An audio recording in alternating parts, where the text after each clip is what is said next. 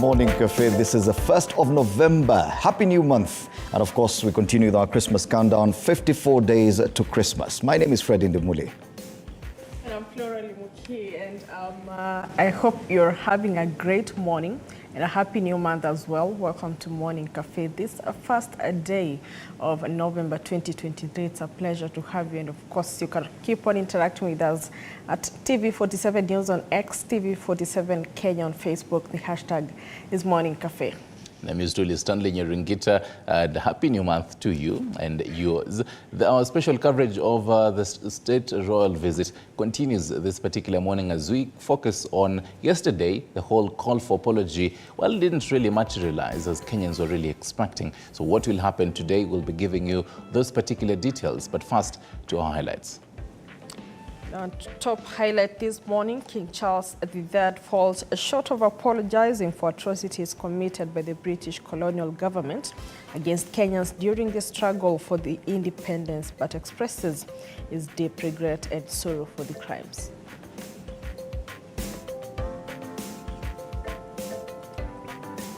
Curtain falls on the KCPE era as candidates sit for the social studies and religious education exams today, the last and final paper under the KCPE exam system that has characterized Kenya's primary education for the last 38 years.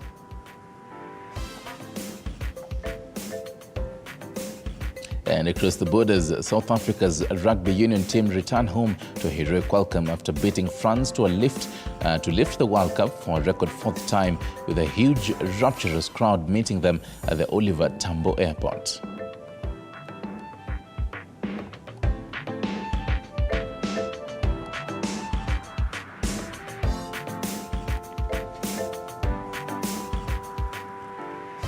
Let's now take a look at the top story. King Charles III yesterday failed to apologize for atrocities committed by the British government against Kenyans during their struggle for independence, as demanded by various rights groups and survivors. While making his remarks during a state banquet hosted by President William Ruto and First Lady Rachel Ruto at State House, Nairobi, King Charles, however, expressed his deep regret and sorrow for the past atrocities, labeling them as abhorrent and unjustifiable. King Charles expressed his willingness to meet with those who were affected by these historical wrongs to deepen his own understanding, even as he emphasized the importance of both sides addressing historical injustices with honesty and openness. Among those present at the event was opposition chief Raila Odinga. Now the visiting King and Queen Camilla are today expected to visit Kariokor and Karura Forest before heading to Mombasa for the final part of their visit.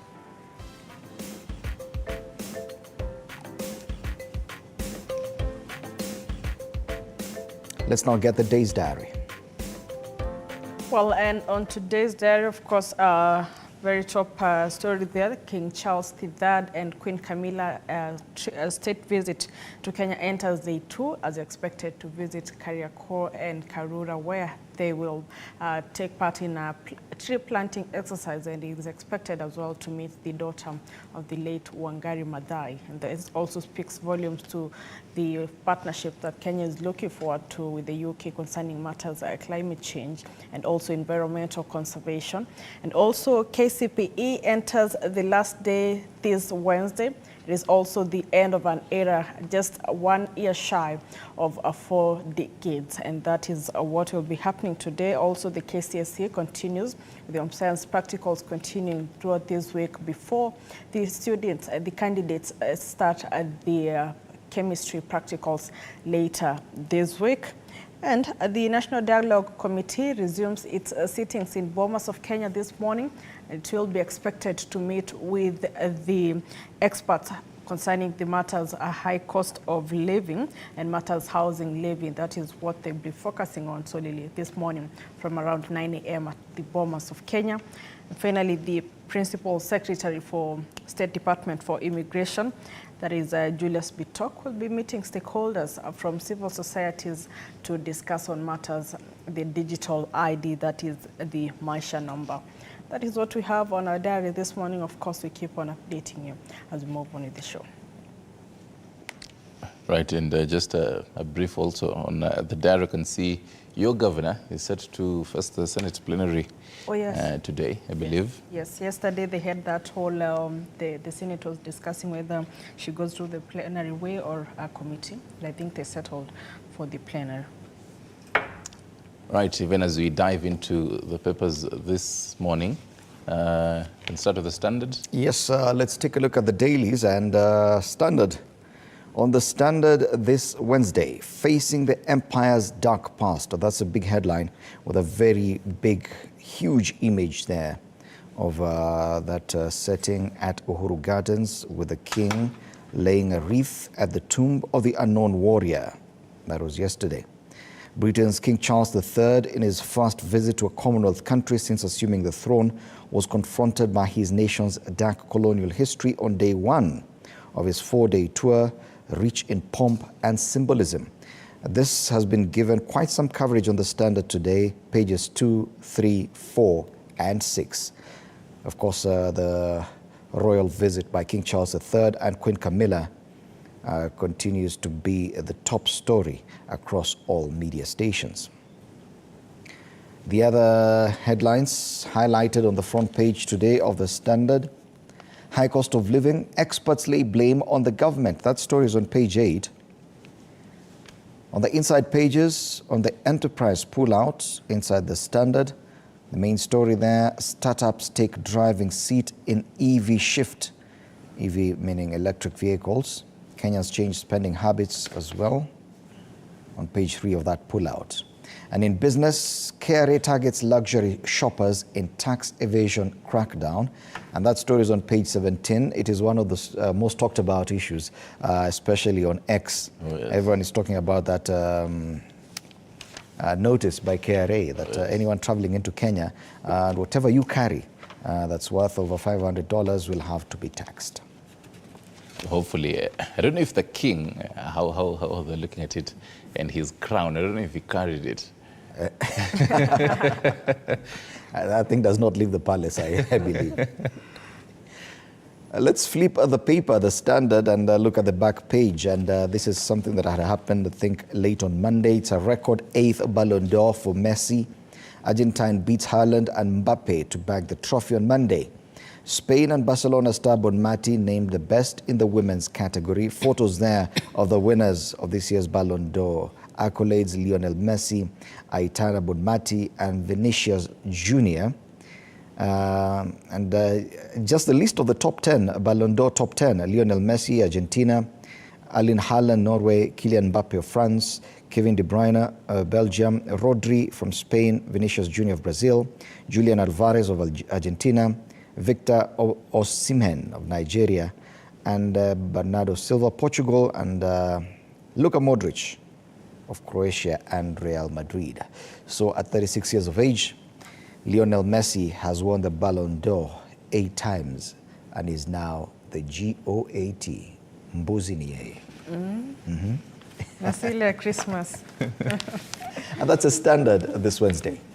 Let's have a look at the Daily Nation this morning, and the headline there: historic visit, King Charles III and Queen Camilla hosted by President Ruto on day one of the trip.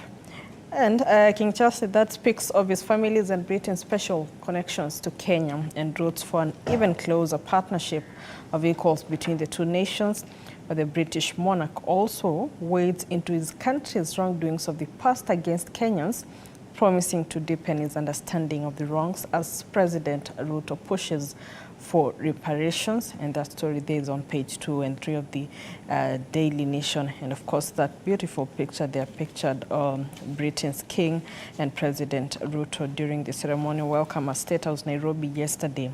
I think we have to laud the photographers at the State House nowadays. Quite some pictures we have. That's a beautiful photo, though. It is, yeah. Those young boys, they are doing well. And the year 1952 is the year Queen Elizabeth II, King and King Charles' mother, came to Kenya as a princess and left the Queen. And that is pretty much where whenever you're speaking about this visit, you always have to refer to that 1952 incident there. And still looking at the Daily Nation, on the left strip, bipartisan talks curb tax appetite. Kenya Kwanza now told us experts who appeared before the National Dialogue Committee to discuss the high cost of living have criticized the Kenya Kwanza administration for its fiscal policy proposals that rely on taxation to raise a revenue. And that story there is on page 6 of the Daily Nation. And on the parenting pullout this morning, when to begin the sexuality talk with your children. That is the conversation there that is featured on the parenting pullout, matters sex education. And in terms of KCPE candidates, a sit test in hospitals as exams draw to a close. And the Kenya Certificate of Primary Education and Kenya KPSEA examinations entered their second day yesterday with senior government officials monitoring the exercise. Education CS Machogo revealed that 21 candidates in Nairobi are writing the exams in hospital. He spoke when he witnessed the opening of the examination container in Kibra sub-county in the capital. And that is the story on page 4 and 5 of the Daily Nation. And looking at what we have on the back page of the Daily Nation, KRA tax on travelers for items over 75,000 shillings sparks anger. And that is a debate that has been going on online and offline as well. And outrage has greeted a directive by the Kenya Revenue Authority seeking to tax travelers coming into the country for personal or household items worth $500, and that is 75,000 Kenyan shillings and above, whether new or used. And we'll be looking forward to see what the legislators have to say about that. Also on the back page of the Daily Nation, big win for commercial food and allied workers as union signs juicy deal with NSSF. And on July 1st, 2024, this is when workers will get another 8% increase of their basic salary beginning for their second year of agreement. Yes, that is what we have on the Daily Nation this morning. I'm still stuck with the whole governance performance. The survey by Infotruck and number 9. I missed that, yeah. Number 9, the ranking there, your governor, Kawira Mwangaza, is there. And it focuses on the front page of Taifa Leo also. Katika gazeti la Taifa Leo, magavana bora wafichuliwa, wakidokeza kuwa ni masuala ya maendeleo. Katika 10 bora, kuna wanawake wawili waliowapita wanaume kwa ustawishaji wa kaunti zao. Gavana Kawira Mwangaza wa Meru ni mmoja wao, mengi ni katika ukurasa wa 2.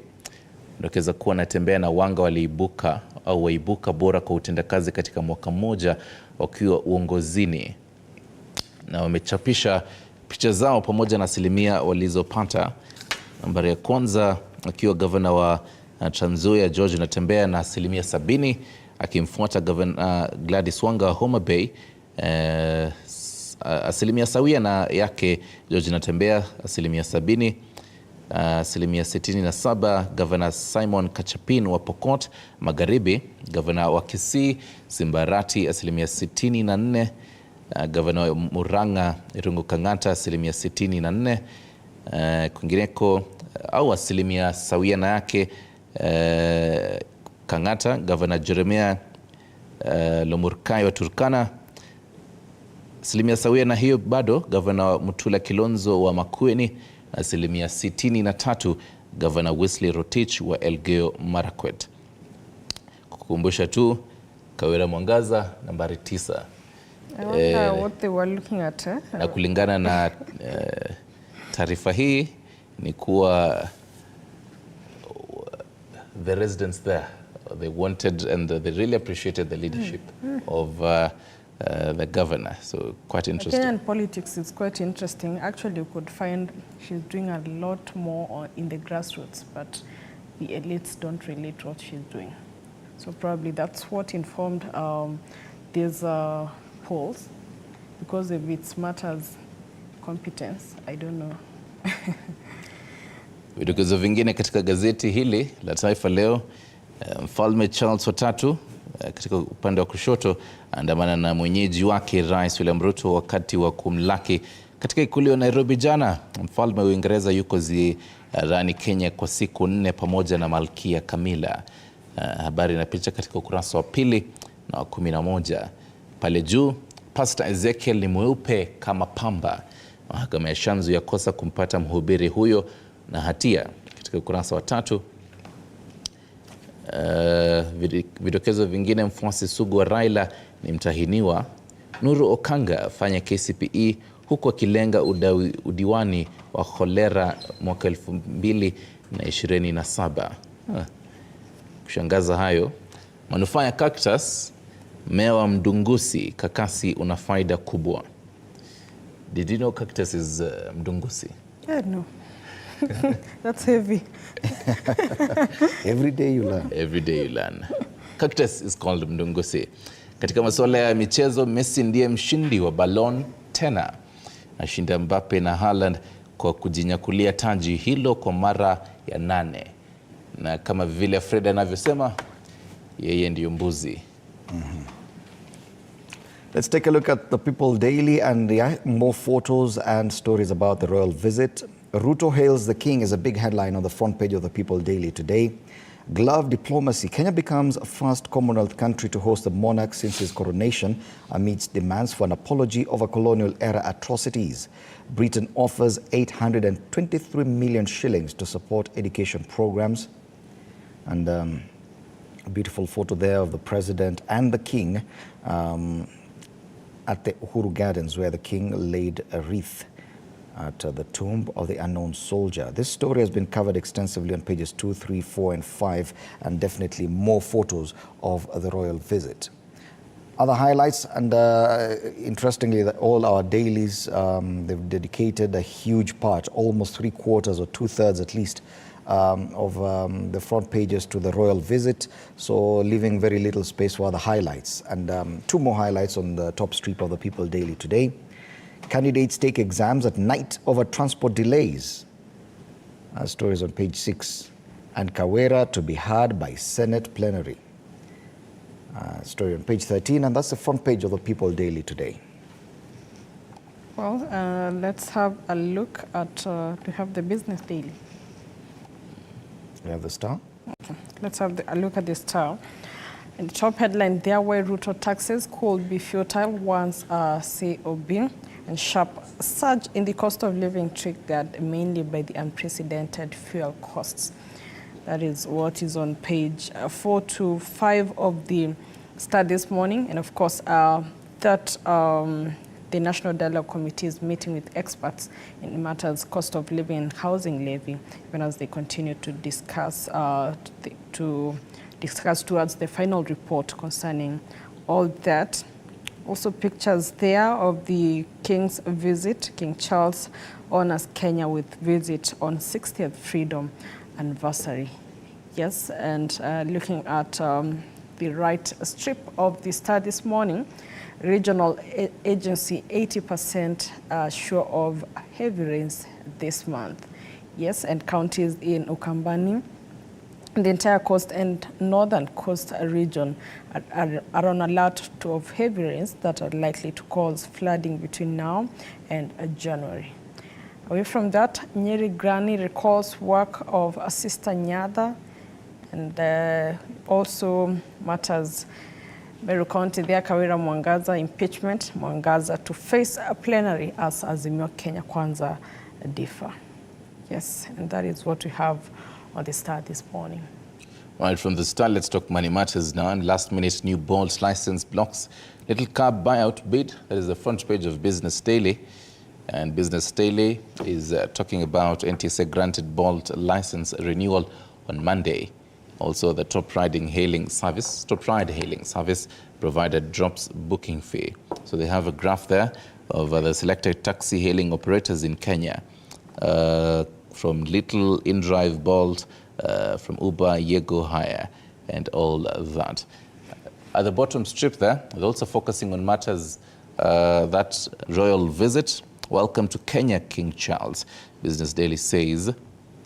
And on the right, bit there. Crypto players withhold tax billions. On the right side, that ticker there, court stops 3.8 billion Kenyan shillings compensation for SGR bypass land.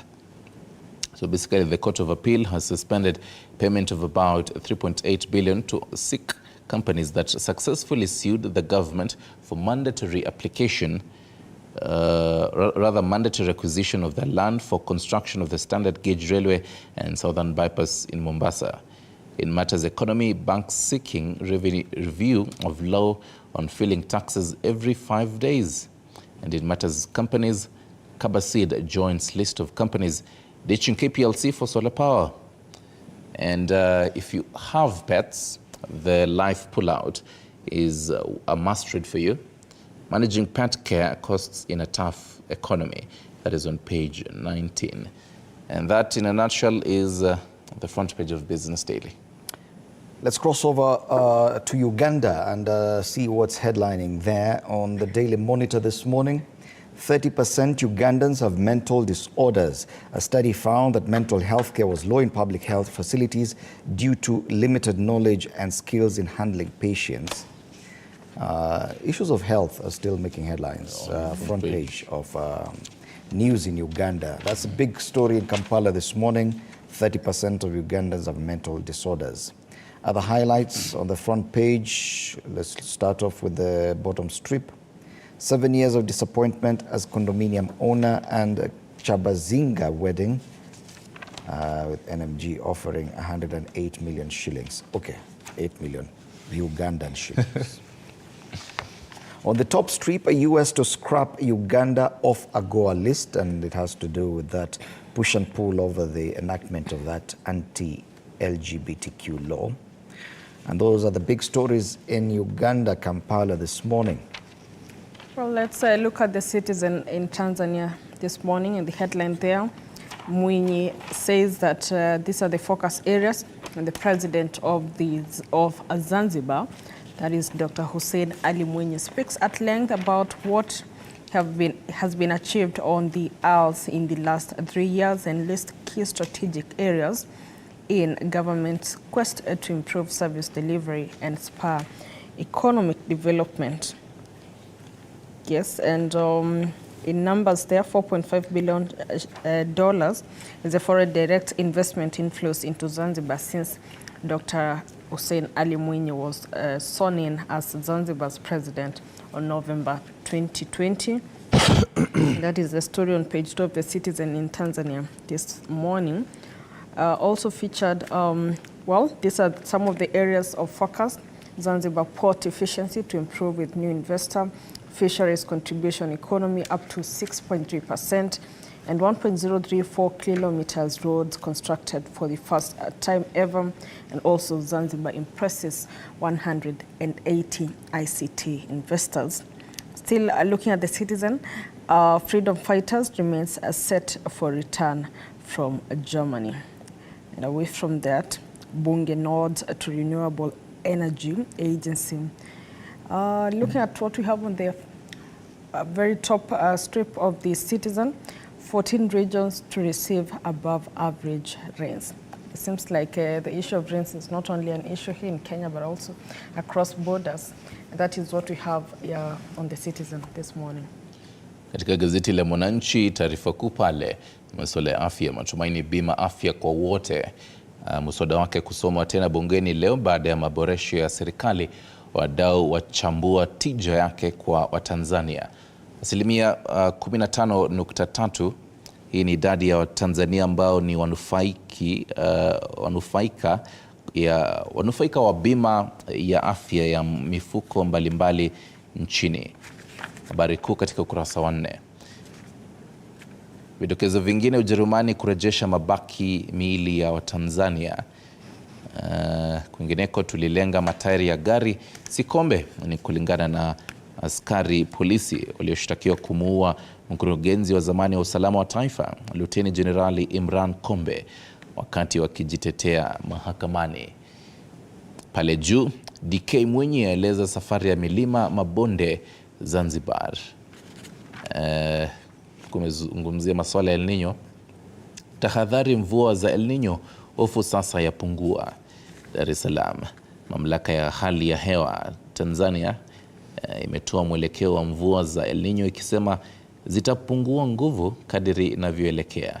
Katika ukurasa wa 4, sijui kama rais wa Tanzania pia naye atasema hakuna El Nino.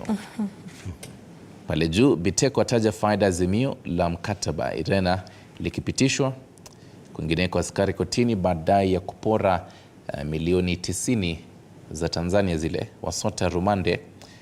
Na ya mwisho, mjane wa bilionea Msuya alikana gari linalodaiwa kukamatwa kwake. Na hivyo ndivyo vidokezo katika gazeti la Mwananchi pale Tanzania. Turejee nchini sasa.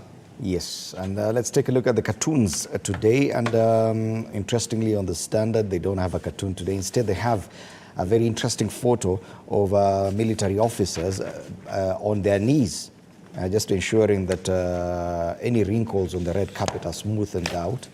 One last check of the red carpet ahead of King Charles's visit to the historical Uhuru Gardens National Monument and Museum. Just goes to show how much goes into the planning of such a visit, especially where the military is involved. Interesting. But on The Nation, we have a cartoon. Oh, yes. Going to talk about the whole, it actually gives the whole satirical bit, the whole entry point into JKIA customs, and the people there being frisked as they put their hands up. There's a gentleman there opening his, actually his briefcase is opened, and it seems like he's been, he has quite a percentage of his clothes out, and the officer there is frisking through his briefcase, saying this is taxable, this is taxable. And even as you're alluding, this goes to show what was really happening and trending on X. And this just, it's actually in law, by the way. It's called the East Africa Community Customs Management. And talking about how, just to read a paragraph of it, even for the viewer to understand. So where any person has been granted an exemption, and paragraphs 3 and 4 changes his residence. So this basically talks about the whole exemptions to how much can really be taxed when you're getting into the customs and all that, and even putting the whole about $500. I'm trying to get that bit there. Okay, can't really see it on this paragraph, but then it really has to do with the whole East Africa Community Customs Management and how much can really be taxed there. Interesting. Of course, the justification is that there are people who've been doing business. You show up at the airport just like a normal passenger, yet you are carrying with you goods meant for business, for selling. And we've heard about people going to Turkey, people going to China and coming back with a lot more goods meant for sale, not really for their own use. So they say when it goes beyond a certain point, then you should pay tax. But then again, where do you draw the line? I could just be carrying a lot of my clothes because I'm going on holiday. And, yes.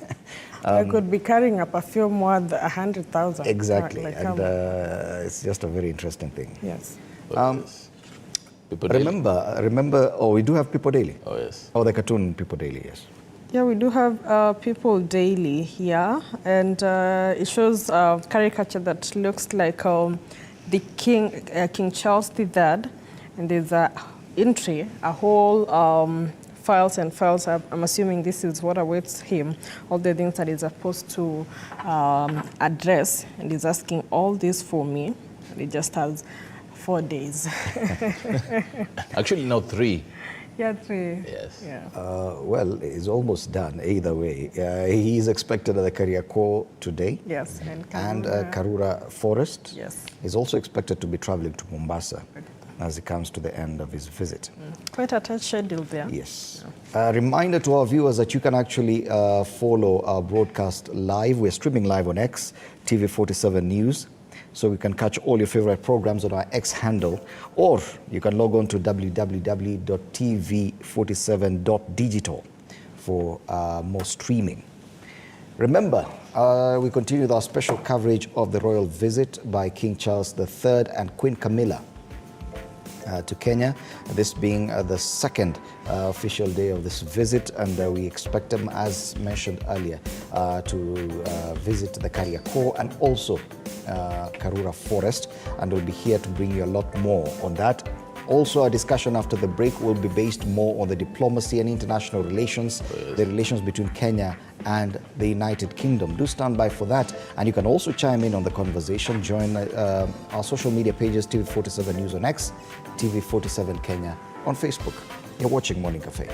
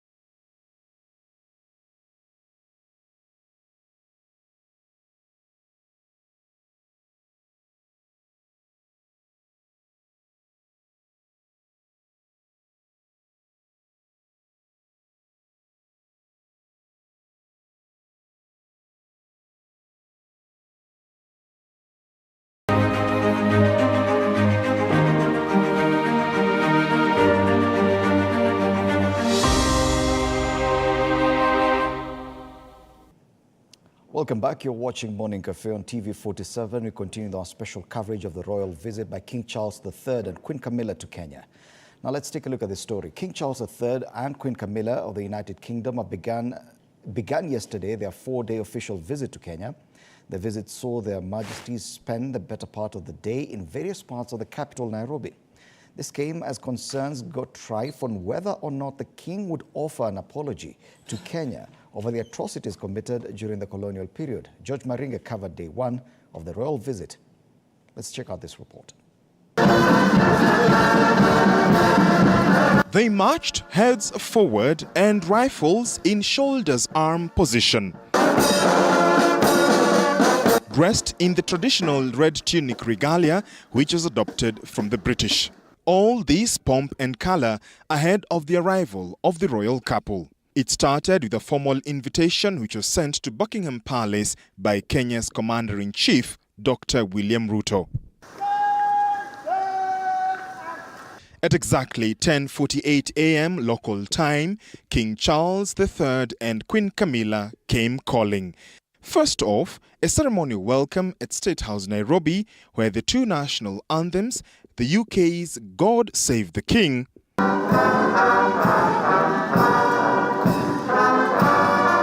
and the Kenyan anthem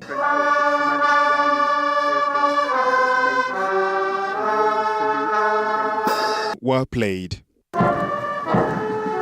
It was followed by a guard of honor mounted by the Kenya Defense Forces and a 21-gun salute befitting the head of state of the United Kingdom. This is their Majesty's first visit to a Commonwealth nation as King and Queen to the country in which the late Queen Elizabeth II's reign began, having ascended to the throne while in Kenya in February 1952. Fast forward to 2023, on this day, Her Majesty Queen Camilla was wearing a white crepe silk dress by Anna Valentine with a diamond oyster brooch which belonged to the late Queen. At the gardens of State House, Nairobi, His Majesty planted an African fern tree. It is important to remember that the visit is a ceremonial one by the King and Queen in modern-day monarchy. Their Majesty's program will reflect the ways in which Kenya and the United Kingdom are working together, notably to boost mutual prosperity, tackle climate change, promote youth opportunity and employment, advance sustainable development, and create a more stable and secure region. And after meetings that took place between the King and President William Ruto and the Queen and First Lady Rachel Ruto inside State House, the royals emerged amid intermittent showers. With no official address or speech to journalists, a signature wave from the King and Queen to us, and off they set to explore the capital city of a country which is expectant of, among other things, an official apology for the atrocities witnessed by Kenyans from the British during the colonial period. The visit to Kenya by the King and Queen of England to their former colony 6 months after the ascension of King Charles III to the throne will definitely leave an indelible mark even as Kenya prepares to celebrate 60 years of independence. George Maringa, TV 47 at State House, Nairobi. Now, King Charles III and Queen Camilla toured various parts of Nairobi on the first day of their state visit to Kenya. The royals visited Uhuru Gardens, City Shamba, Eastlands Library and the Nairobi Garage. Zainab Mohamed Uzair now reports. Shortly after leaving State House, the royals' entourage headed straight to Uhuru Gardens, where Kenya's head of state and the First Lady were waiting to receive them. Here the king paid his respect to the tomb of the unknown warrior by laying a bouquet of flowers alongside President William Ruto. Afterwards, the king was shown the spot where the Kenyan flag was first raised on December 13, 1963, after the country attained independence. President Ruto and the royals were also taken to the Tunnel of Martyrs, where they were taken through the history of Kenya's independence. Kenya and the United Kingdom signed a memorandum of understanding at Eastlands Library to ensure learners get quality education. The monarchs also paid a visit to City Shamba along Kangudo Road, where they were shown various agricultural innovations by young agri-tech experts in the country. The royals are in the country for a 4-day state visit and will be touring various parts of the country. Zainab Mohammed, T47. Now, the historical ties between Kenya and the United Kingdom have seen deep and positive successes of an enduring relationship that has flourished and seen both countries benefit from collaborations in trade, investment, education, exchanges, and many more. Our reporter Sheila Chelagat delves into the remarkable successes between the two countries and some of the ties expected to be solidified in this royal visit. Since time immemorial, the relationship between Kenya and the United Kingdom has blossomed into a robust partnership, cementing a bond that extends beyond diplomacy. In Kenya, the British Army Training Unit Kenya BATUK serves as a permanent training support unit, primarily situated in Nanyuki. Since then, when the training program was initiated, up to 6 infantry battalions, each consisting of approximately 1,000 soldiers, undergo training in the country every year. The collaborative training effort has enabled both armies to effectively address a shared threat posed by the terrorist group Al-Shabaab. In turn, the UK government invests about 1.2 billion Kenyan shillings in the defence partnership, and in turn, this has contributed 5.8 billion Kenyan shillings to the local economy since 2016. Our military benefits immensely from the training by their counterparts and so on. So this is important. But as we entrench our freedom, as we entrench our human rights, as we entrench our dignity as equal human beings with the British, it is important to emphasize that we need engagement that do not hurt us. And with the visit by their Majesties, the King, as the Captain General of the Royal Marines, and the Queen will visit Mtongwe Naval Base in Mombasa.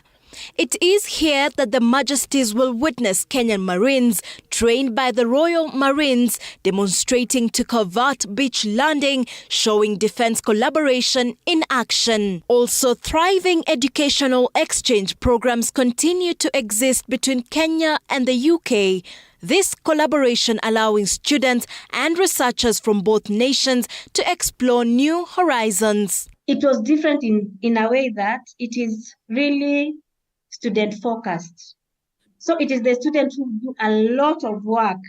There you have essays that you're supposed to read every week, and you're supposed to participate in class. And the course that I took was really practical, exactly what I wanted, because I wanted something that will give me the practical skills. Since its inception in 1983, over 50,000 professionals have had the opportunity to develop in the UK through chevening, this enabling the power of shared knowledge to be discovered.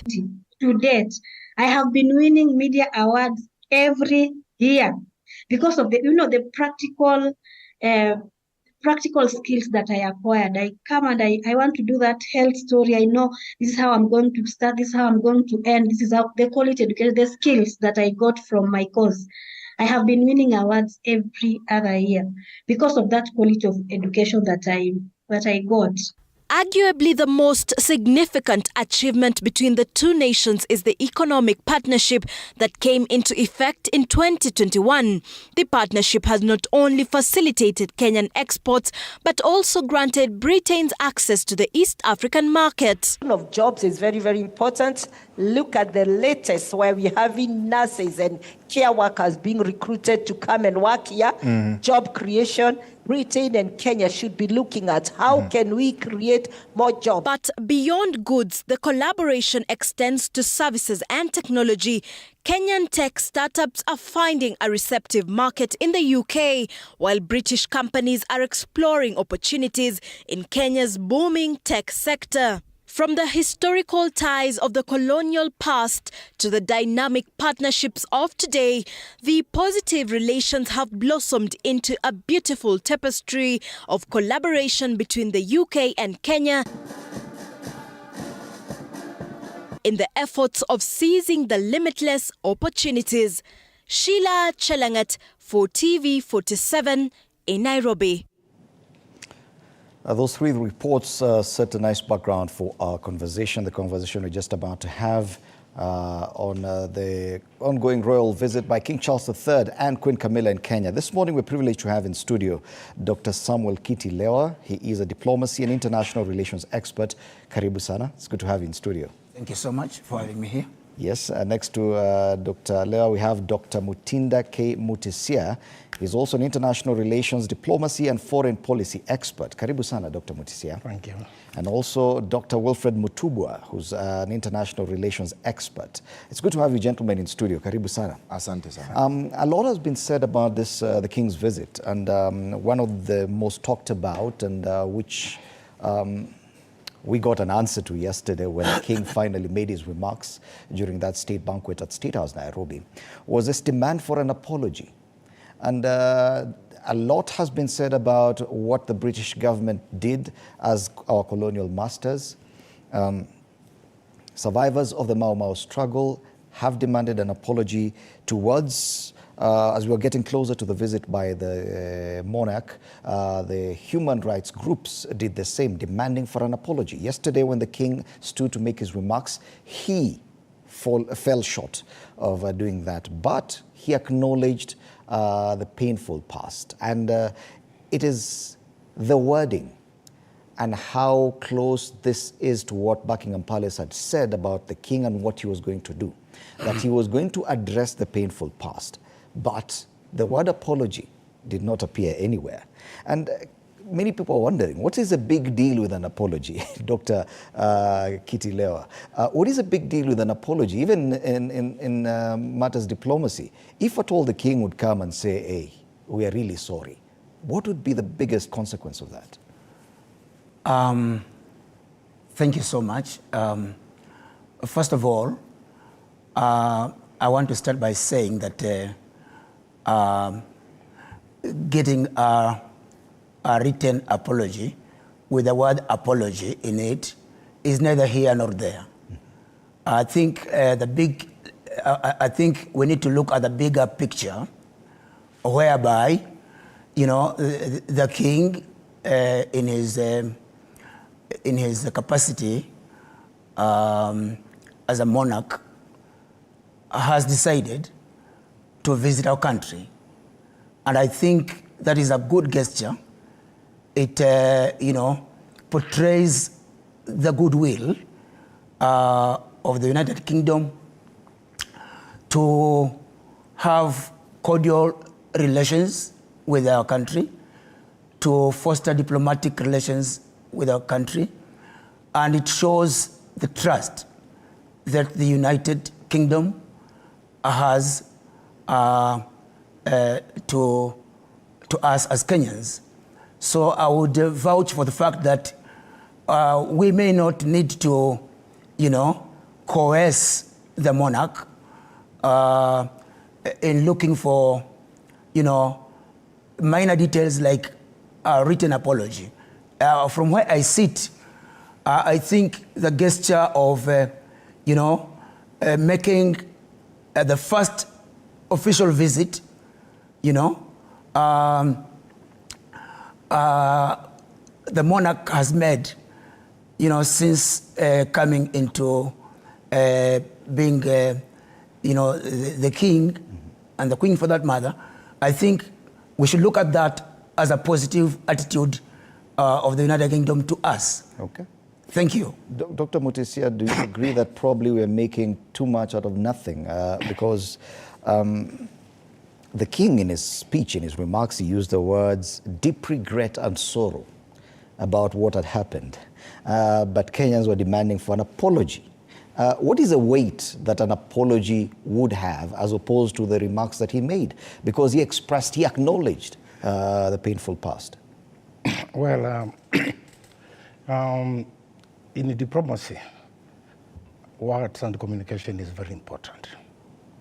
And there is a lot of pressure from many groups in this country regarding the atrocities which were committed by Britain and the issue of reparations. And well, whether written or not written, I think apology entails a certain legal dimension,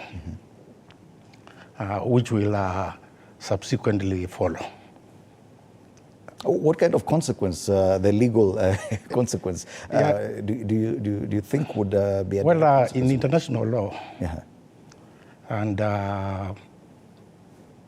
other international regimes and regulations, I think apology will be the start of making the agitation for reparations formal, and then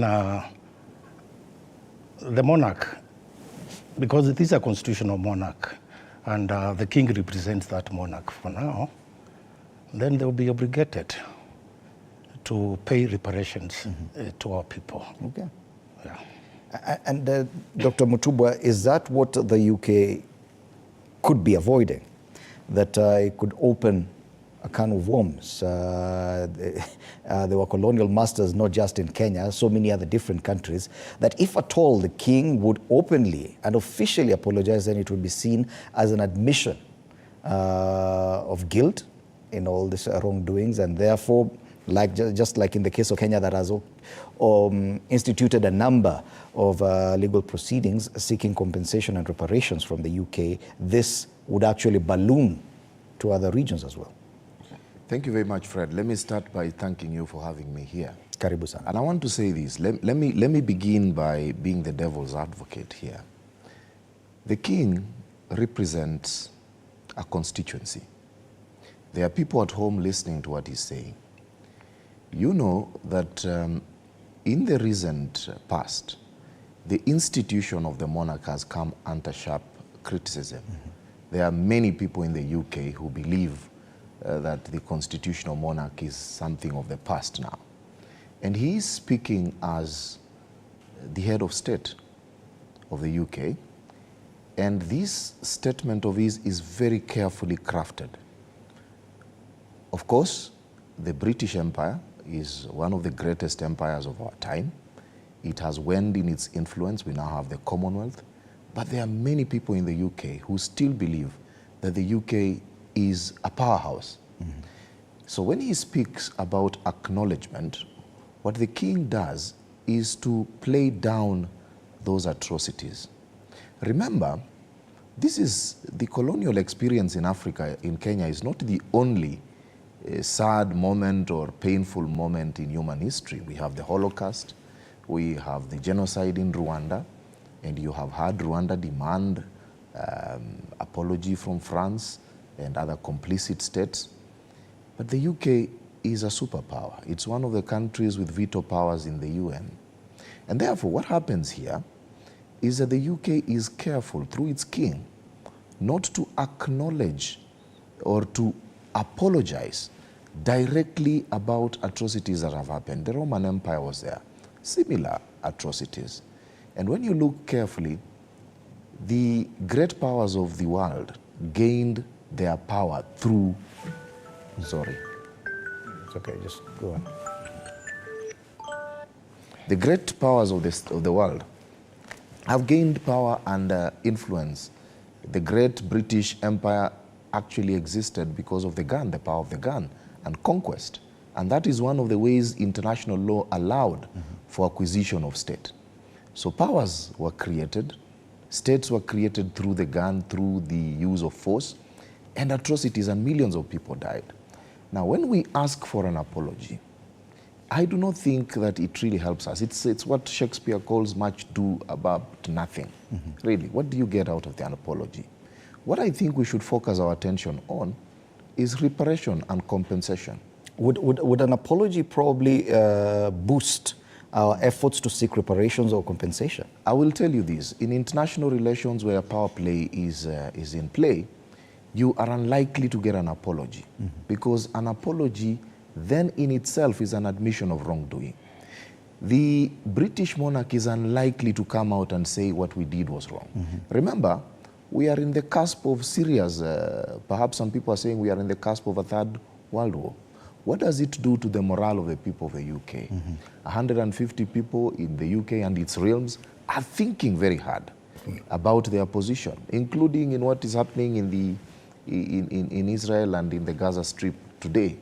So there is a feeling, a sense of patriotism and nationalism on both sides, the Kenyan side and on the UK side. Okay. And when you look at the English monarch, his position is to stand with the English position, with the English people, with the UK, and say, yes, there may be some bitter past, informed by the global politics of that time. But here we are today, opening a new chapter, moving forward in economic, social, and political relations. And I think that for me is enough. I do not expect, for instance, that you will expect that the government of the Republic of Kenya, having acquired territory, some people say you acquire territory using military force. I do not expect them to acknowledge and apologize. What I expect them to do is to say, look, this is what happened. It is what it is. Yes. And what we are going to do going forward is to acknowledge that there may have been pain on both sides. But no apology. But not an apology. Okay. It is very difficult, you know, to give an apology for something that was consciously crafted by state and an act. You know, they were here for 100 years. Yes. Some people think that they had some positive influence here. Many people think, because look at England and English. English is now the standard international language. It is perhaps the greatest modern empire that has been created. It spread Christianity, it spread formal education. Fred, you are speaking English with me today. Most people in this country speak English, they write English, never been to England. And we'll come back and discuss Yes. the influence on our society by virtue of being colonized by the British, the United Kingdom. But on this issue of the monarch and how far he can go, there seems to be a disconnect in our understanding of what the king can do and what probably the government of the United Kingdom or Britain can do. One is on that apology probably, and maybe if at all it would be discussed in the parliament in Britain's parliament, probably it would be different.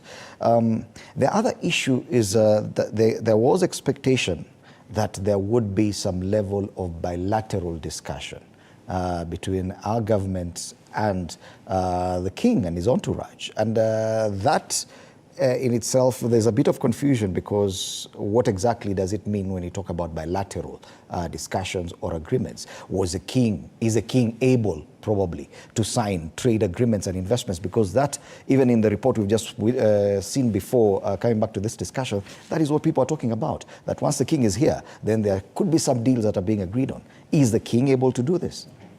Dr. Lewa. Yes. From where I sit, and diplomatically speaking, the king is the head of state of the United Kingdom. But he does not have executive powers to execute policy. And I say this from the point of view that the United Kingdom adopts the parliamentary system of governance, where there is the monarch as the head of state, but the parliamentary system of governance has it that there is a parliament which was put in place constitutionally, and they have elected officials led by the Prime Minister with members of the legislature. Now, when it comes to policy matters, the elected government, the legislature, are the ones to enact laws and push laws into action. What I can say is that the monarch may influence policies, understands as a staff advisory, system. The monarch can say, hey, there is a policy here which I think you need to look into. But the monarch may not bulldoze policy into action per se, because the United Kingdom adopts a parliamentary system of governance, and whereas the monarch is basically ceremonial, ceremonial or symbolic, deals with issues of culture, and good relations with other countries, and particularly the Commonwealth countries. Okay. Thank you. So, Dr. Mutisia, it is wrong for us to expect that the king will sit on one side of the table and the president and his team on the other side of the table, and they discuss trade ties and sign bilateral agreements. Because it's this issue, because I read some reports in the media, and they seem to suggest that there are going to be bilateral talks between the two sides. What exactly is a bilateral? What are bilateral talks? Well, bilateral talks in diplomacy entails two states engaging into discussions. Could be about politics, economics, socio-cultural relations between the two states. But now, British is a monarch, and the king is largely ceremonial. So it would be unfair to expect the king of England to sit with our president and sign the so-called bilateral agreements. I associate myself with the marks of my senior year that there is a dichotomy between the monarch and the government of Britain, of Great Britain, where the monarch has a certain amount of influence over the government. But again, the government is led by a prime minister, and his team who are duly elected by the Rectorate of Great Britain. And therefore, that is the government with executive power to execute policies, whether those policies deal with foreign policies or domestic policies. And then the king, as I have stated, largely remains a ceremonial finger. Thank you. Dr. Mutuba, it would therefore mean that a visit to Kenya by the Prime Minister would be more consequential than a visit by the King, the state visit by King Charles, in as far as trade ties and other tangible issues are concerned. I think let me start by saying this. The visit by King Charles is more for the optics and symbolic than it is actually for trade and investment relations. And I say this because, remember, our system of government is really one that is almost the American style, the fusion of the head of state and government. That is why our president can enter into agreements on our behalf. Now, when you look at the English system or the British system, the constitutional monarch that King Charles is, and it's slightly different. It doesn't really mean that he is not influential or he does not command the power of state, because the government is actually formed in his name. He invites a prime minister to form government. But you see, in international law, there are two approaches to international agreements. Number one is direct relations, and then the other one is when we have agreements which have actually to be taken to parliament to be adopted domestically by states. Now, what happens in this situation is, whereas King Charles may not directly negotiate agreements with us, it is a good beginning point, because number one, in terms of international relations and optics and symbolism, it means that Kenya and the UK are deepening their relations. Let me tell you, Fred, the truth is this. When King Charles leaves, you'll still need a visa to the UK. When King Charles leaves, there will be no change in trade tariffs and arrangements that are in place. But what it opens is an front or a possibility that the executive arm of the UK government can now enter into agreements with the Kenyan government. Now remember, states operate in terms of self-interest. And it doesn't matter whether you have good relations with the king. If whatever trade relations do not favor the interests of the UK, it doesn't matter what the king thinks about Kenya and its environment and its beautiful cities. It is down to the question of the interest of the UK. And I think what the monarch has come to tell us is that in the Kenya-UK relations, Kenya is still considered as one of its important allies on these sides of the show, whether it is in trade, in international security, whether it is in terms of regional presence as an entry point, and in fact has come to pave the way. And I am sure that in the coming months, Foreign Secretary and Trade Secretary from the UK will be coming to cement this. Now, the UK is a parliamentary, the Westminster system of government is largely parliamentary. You will therefore find that ministers are drawn from parliament. And the Conservative Party, which is now in power, will have ministers who will come and negotiate. And even those ministers cannot tie down the government completely. That must be taken to the British Parliament so that it can be given effect. What the monarch does is to speak about generally the interests of the UK and to be the face of the state that is the government of the UK. Okay. So what we are likely to see in the next 2 or 3 days is a cementing of relations at the state level.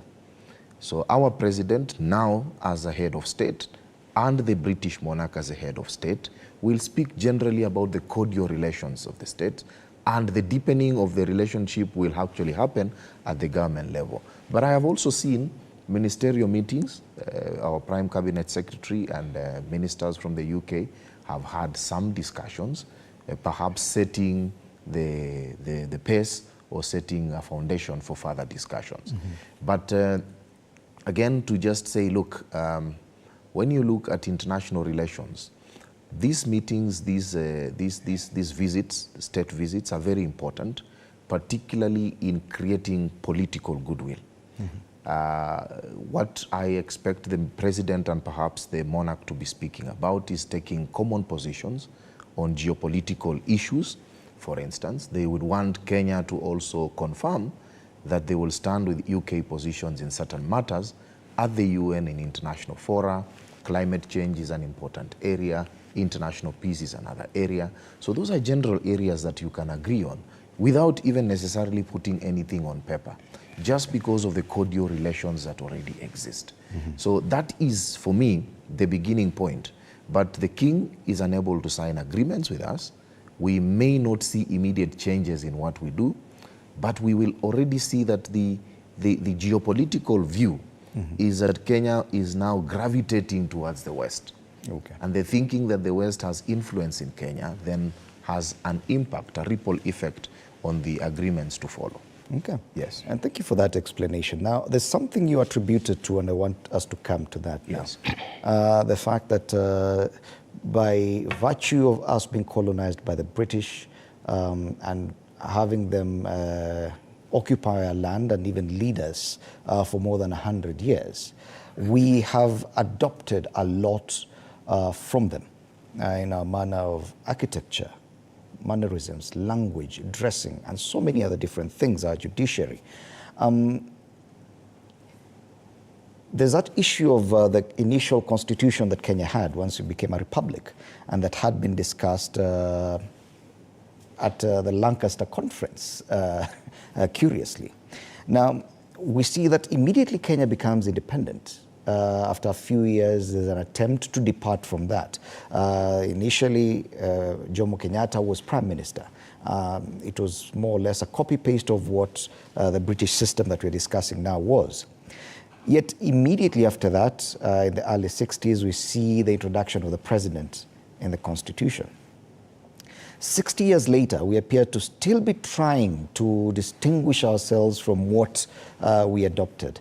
Do you think we've been successful in trying to remove ourselves from this Britishness, if I may use that word?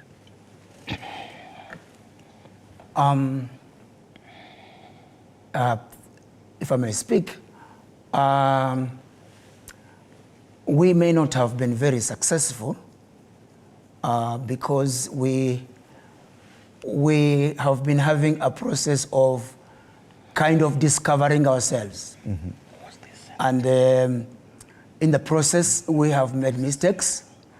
That's why when Kenya got independence from the British in 1963, mm-hmm.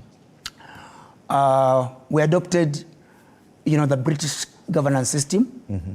where we had the late Mzee Jomo Kenyatta, the first president of this country, as prime minister. Yes. Then, 1 year later, we became a republic, and we, adopted to have a president. So the late Mzee Jomo Kenyatta became the first president of the Republic of Kenya on 12th December 1964. Now, thereafter, I must say that as Kenyans, we were trying to discover ourselves. We're trying to get ourselves into a kind of a hybrid system of governance, but at the same time, we had not democratically matured, to stand on our own. And that's why, many decades later, we have come back to the British governance system. We recently adopted a constitution which vouched for presidential type of governance. And in the process, we have had constitutional problems where, after elections, one party wins and then there are conflicts, and talks are on now, or have been ongoing, that we need to come back to the parliamentary type of governance. Mm-hmm. So I may say, from where I sit, that we have been having a process of discovering ourselves, but if I may say, it is important that we have grip of where we came from, mm-hmm. and try to get as much, we make as much notes as possible. Yeah, because the British system of governance is a proven governance, which even after the fall of the British Empire, after the Second World War, still the Commonwealth countries hold together, mm-hmm. and the British system of governance has had a lot of influence. To date, the Commonwealth countries are still holding together. We have Kenya is a member of the Commonwealth countries. British states like Australia, New Zealand, South Africa, Canada, amongst others, yes. They still, hold together as the Commonwealth countries. And I think that influence has made us of how we are. You know, we speak English. We have adopted the British architecture. You know, we have adopted Christianity, which was brought to us by missionaries, majorly orchestrated from the British Empire. You know, and you know, we don't need to test our English to go to study in the UK, because we are a brainchild of the British governance system. Okay. So I would say that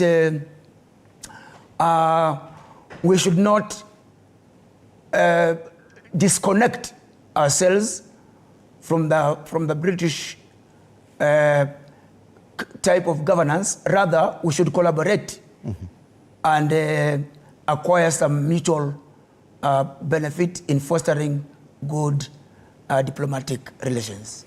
Interesting, because this is 60 years later, and any 60-year-old man at least should be clear about where they're going, how they want their families to live.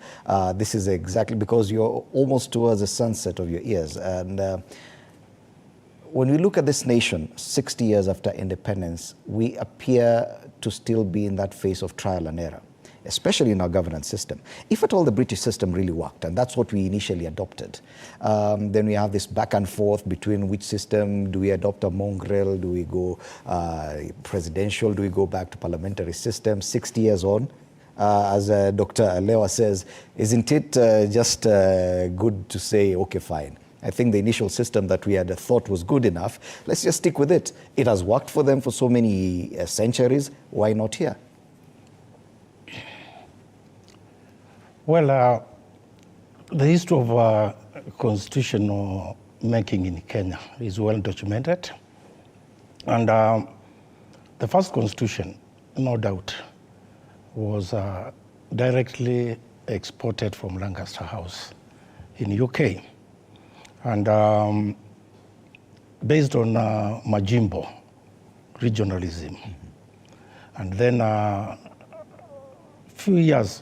very few years after independence, then the Kenyatta One government dismantled that constitution.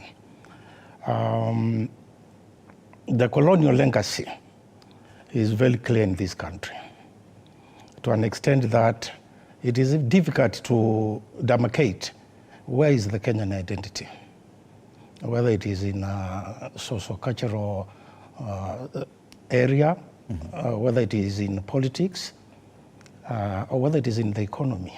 We are still tied to UK.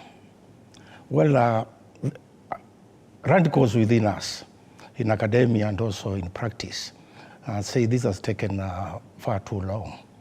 We need to disassociate ourselves. Of course, there are benefits which accrue, and there are many, from our relationship with the UK. Those are good enough. But too much loyal influence on our government is not helping us to go far. Let's go back to the Constitution. And the late Senator Gigi Kariuki did a very elaborate thesis on this. I think it was a partake of the experiment of constitution making, and maybe what we need today, from a realist point of view, realism, you know, as a theory in international relations, we need to come out clearly and discuss which constitution works for this country based on our own history and other factors which we need to put in place to come up with a good constitution. Yes. Dr. Mutubwa, are we engaging in an exercise in futility, trying to distinguish ourselves from the British?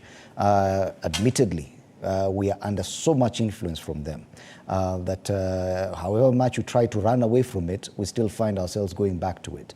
Even right now, the current discussions around changing our constitution further could lead us back to a parliamentary system of government. And we may ask, what is the need or necessity of even seeking a new identity for ourselves? Is there anything to be gained from it? Shouldn't we just say, okay, fine, we adopted something that works elsewhere, it is what we got, let's live with it? You know, the irony is this, Fred. The British helped you to write a constitution in Lancaster purely because they wanted to make sure that their interests remained live in this country. Yet, these are people who operate with an unwritten constitution. But they want to write a constitution for you in Lancaster, and not only for Kenya, for many of the other countries who were granted some form of self-rule. Now, the point is this, the British monarch is here to remind you that you are part of that British hegemony, that part of the British Empire. It is now called the Commonwealth. The Commonwealth was a soft landing for the British Empire that was. So that you are told that the king is still the head of the Commonwealth, which are former British colonies with a common heritage, cultural and political, with historical ties. What you're being told is that we are going to give you independence, but you will remain in this large umbrella that is the Commonwealth so that we can keep you in check, remain politically, socially, economically subordinate or subservient to us. The idea is this, and the truth of the matter is that we will never extricate ourselves from the British influence. And that is what the monarch has come to remind us here today. And this is what happens. The average African elite is in a race throughout his life to be as British, as French as possible. Throughout his life. True. From the beginning to the end. He wants to polish his English, he wants to go to the best schools, he wants to speak and make mannerism like the English.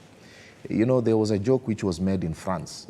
President Senghor, that time, the poet, very intellectually astute, was said to be more French than the French themselves.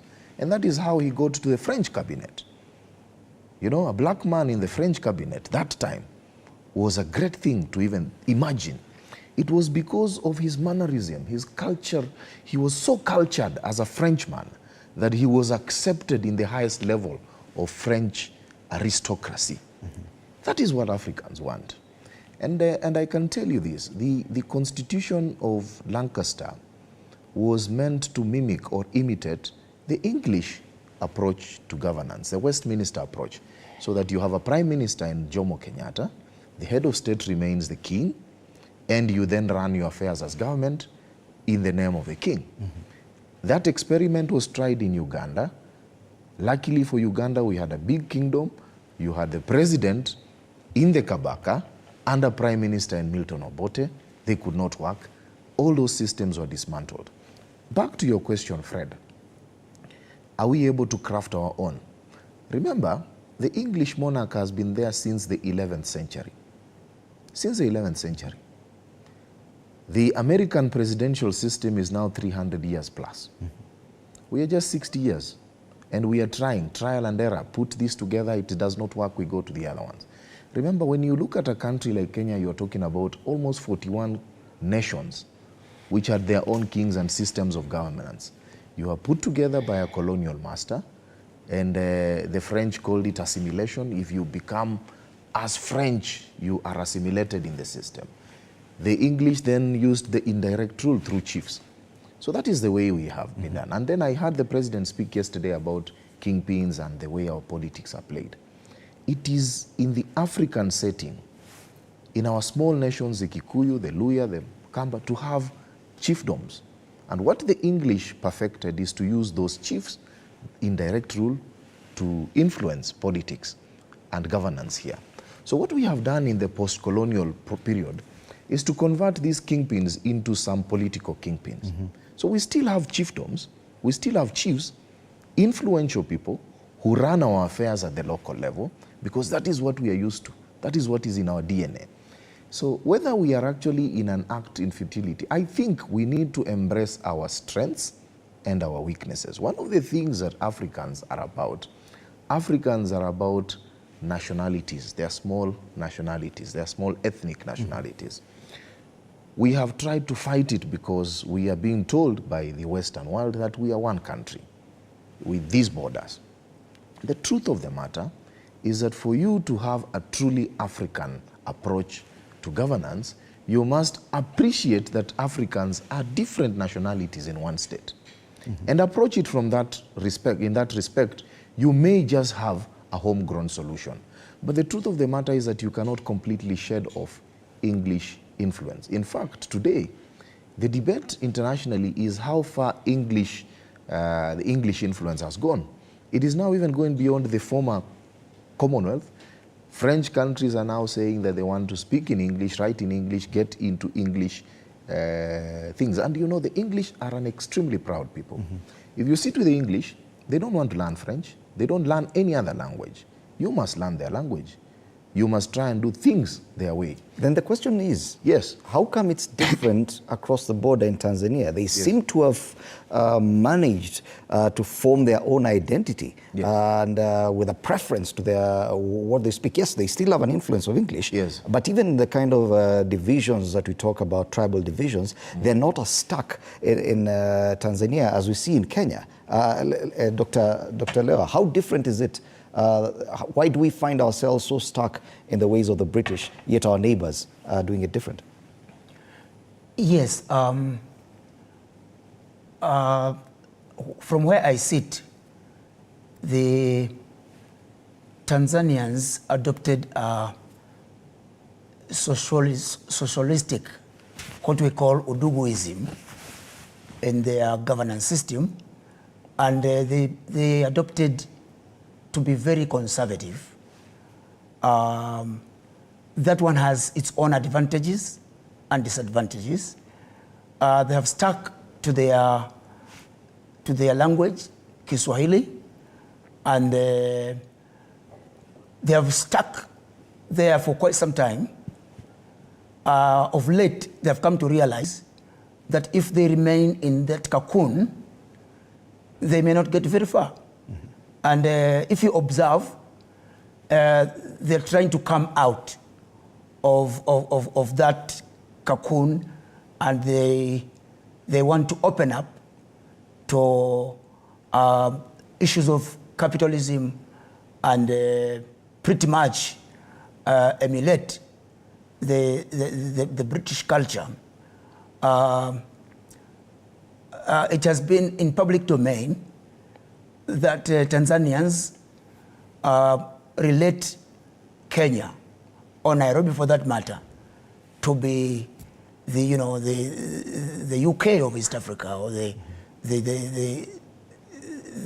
say if you want to see how London looks like, just go to Nairobi. Why am I saying that?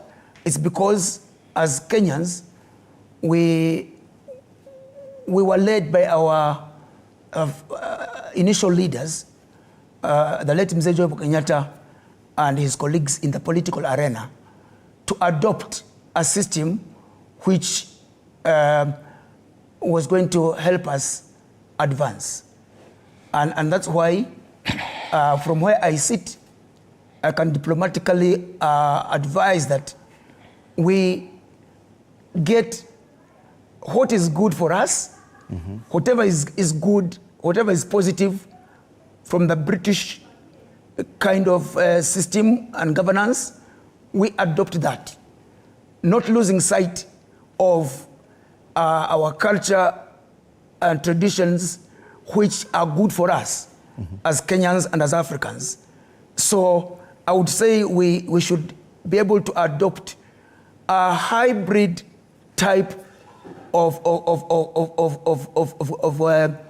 governance, of culture, which adopts our original culture, but borrows the positive elements from the British Empire, because I am convinced that they are coming to influence us through education, Christianity, issues of culture. I don't think that was good for nothing. I think it had some good elements in it. So we basically should be able to sit soberly and adopt those tenets which are good from the British, we adopt them. Those ones which are not good for us, we don't have to go for them. Yes. So we need to be sober in the way we choose our type of life. Yes, there were some positives, and we continue to see attempts to extricate, if I may use that word, ourselves from the way the British do it. And case in point, a few years back when in the judiciary, when Chief Justice Willie Mutunga took over, in the manner of dressing, he got rid of the headgear and even the color of the gowns that the judges wear. But soon after that, when the next person took over, we immediately went back to that, and we continue with it. Do you really think it's going to happen, that we'll get to a point where we'll get rid of all these relics of colonial, of our colonial masters and forge our own identity? Well, Idimuli, let me go back to the issue of Tanzania and why Tanzania seems to be very different in terms of their social-cultural unification, also to say. The history of Tanzania,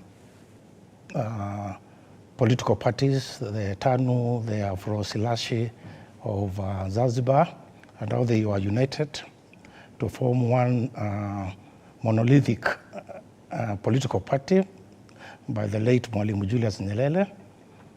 And you see, Nyerere, this is the role of our political elite, the immediate post-independence political elite. And Nyerere also trained. He was educated in England and Scotland. But if you compare Nyerere with other African leaders, for instance, our own here in Kenya, Nyerere political philosophy was very different. And from the beginning, it was clear what kind of leadership he wanted to infuse in the new state of Tanzania. The Uduku, through his many publications, the Arusha Declaration, what kind of system of education, which is very crucial as an agent of political socialization. And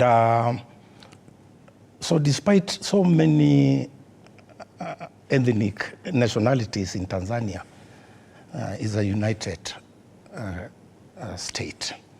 And then socialism, how it was implemented, and with its own challenges, and where we are today in Tanzania,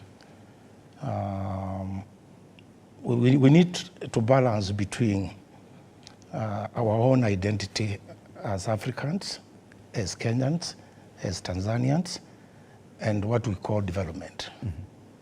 And then, are you saying that by adopting their own identity, it directly resulted in a slowdown in their own development? And I would want to agree with that thesis.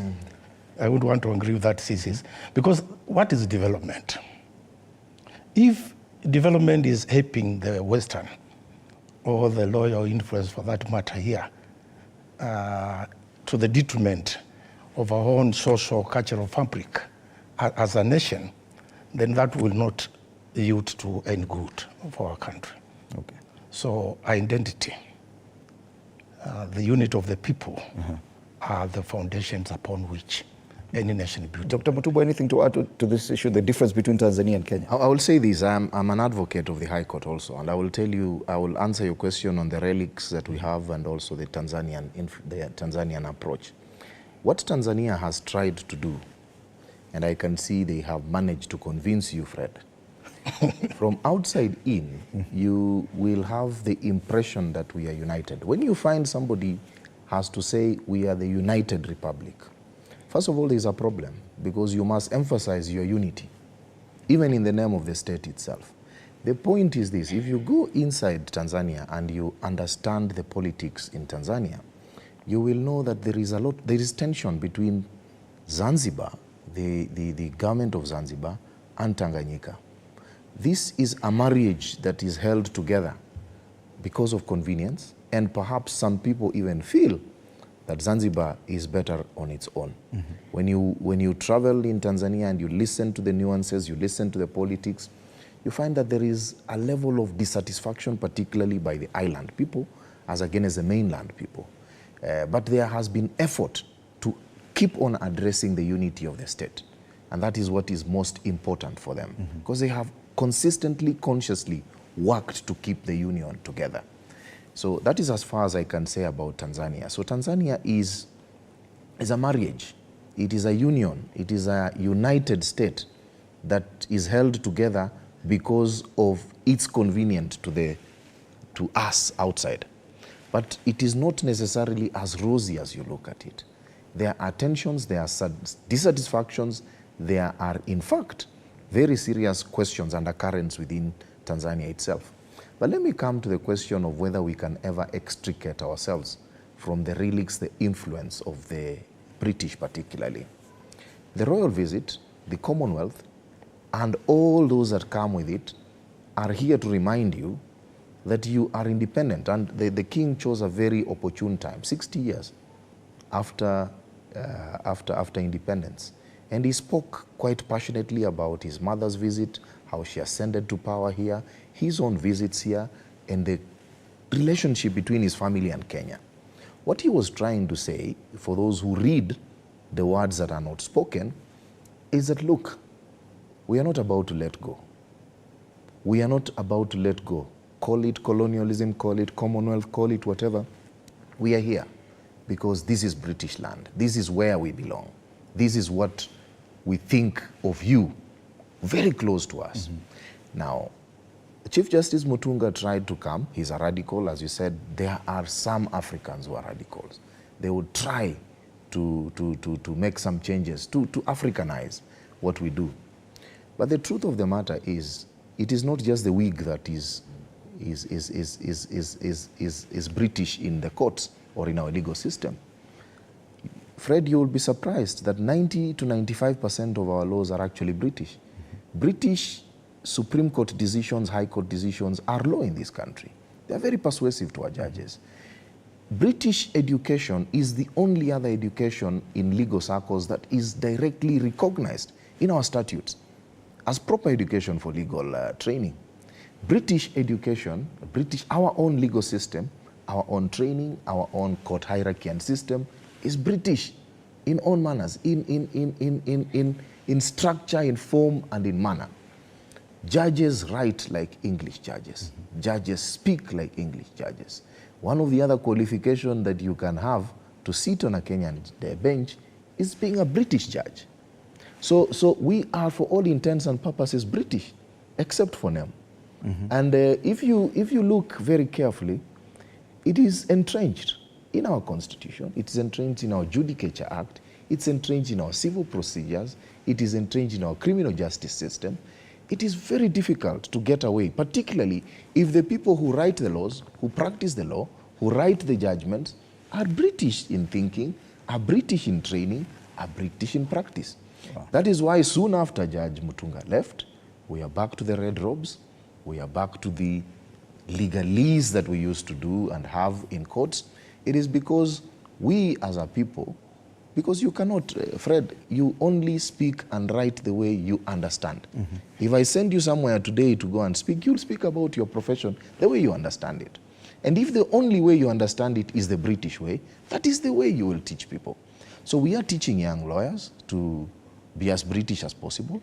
We have introduced some local flavor in the manner in which we do our matters, in the manner in which we train lawyers, in the manner in which we speak about our laws and write our laws.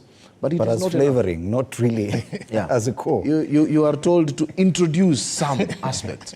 When you look at the typical legal training curriculum in Kenya, you would be mistaken to think you're in Oxford or in Cambridge. And everybody here, when you come, you're asked, how close are you to Cambridge or Oxford in terms of your qualification? So the point is this. Sometimes these matters are matters of indoctrination. Indoctrination and idiosyncrasy. The reason why 70% of Kenyans are Christians is not because they believe in the dogma. It is because of indoctrination over centuries. And for you to shed indoctrination is not easy, my friend. You may not even shed it in a lifetime. It may take several generations for us to completely move away. What we need to do is to play our part. We will play our part, but the truth of the matter is that we may not be able to achieve it even in this generation. 60 years is not enough because when you talk about the making of a state, making of a republic, 60 years on, there should be some distinction from powers that previously influenced us.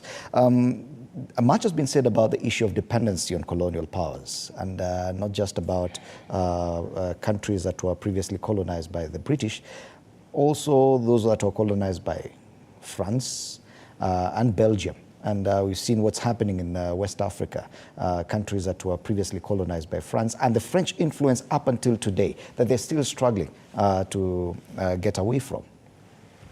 Do you think that we are suffering from that we still are dependent on the British for so many of our things? Because even in the military, we still depend on the British to train us. The Batuk has been here for quite some time. They have a permanent home in Kenya.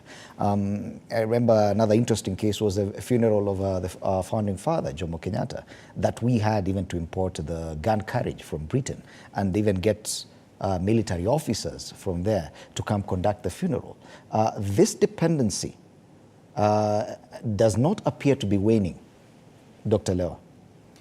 Yes, I must admit that because of the strong influence of the British Empire,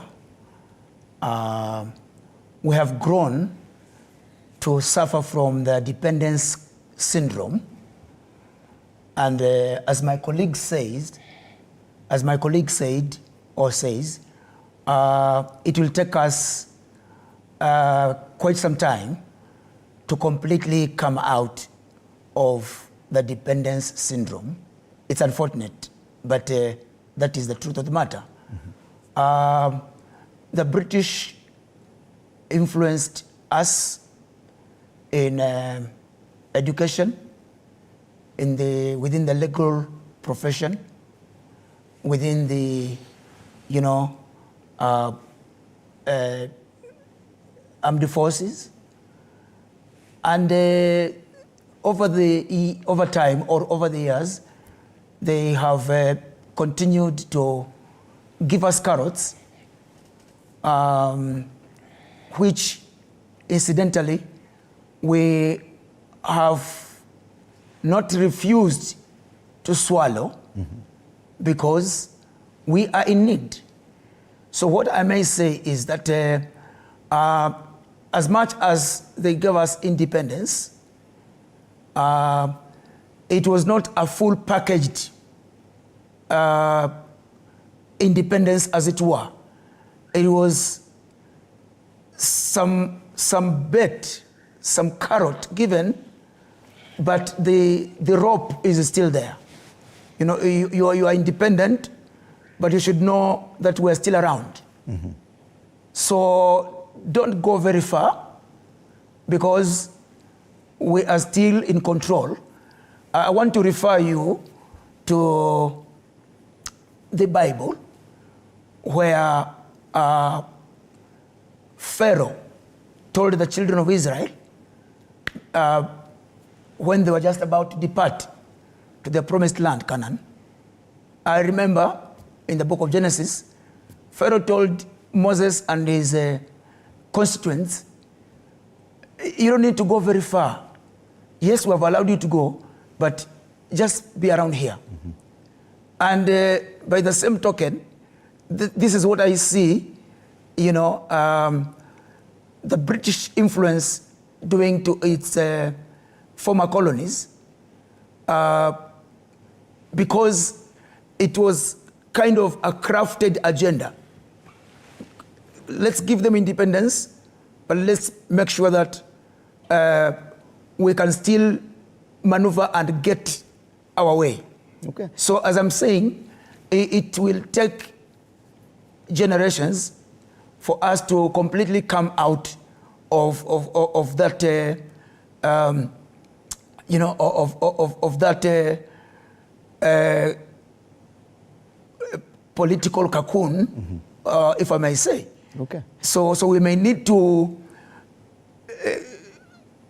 wisely move along as we prepare to come out. But I can promise you, it will not be, bread and butter along the way. Okay. We may not achieve it within our generation, as my colleague said. Dr. Mutisha, would you describe it as a kind of relationship that a parent has with their child? Because there have been other influences that have emerged. The American influence is huge.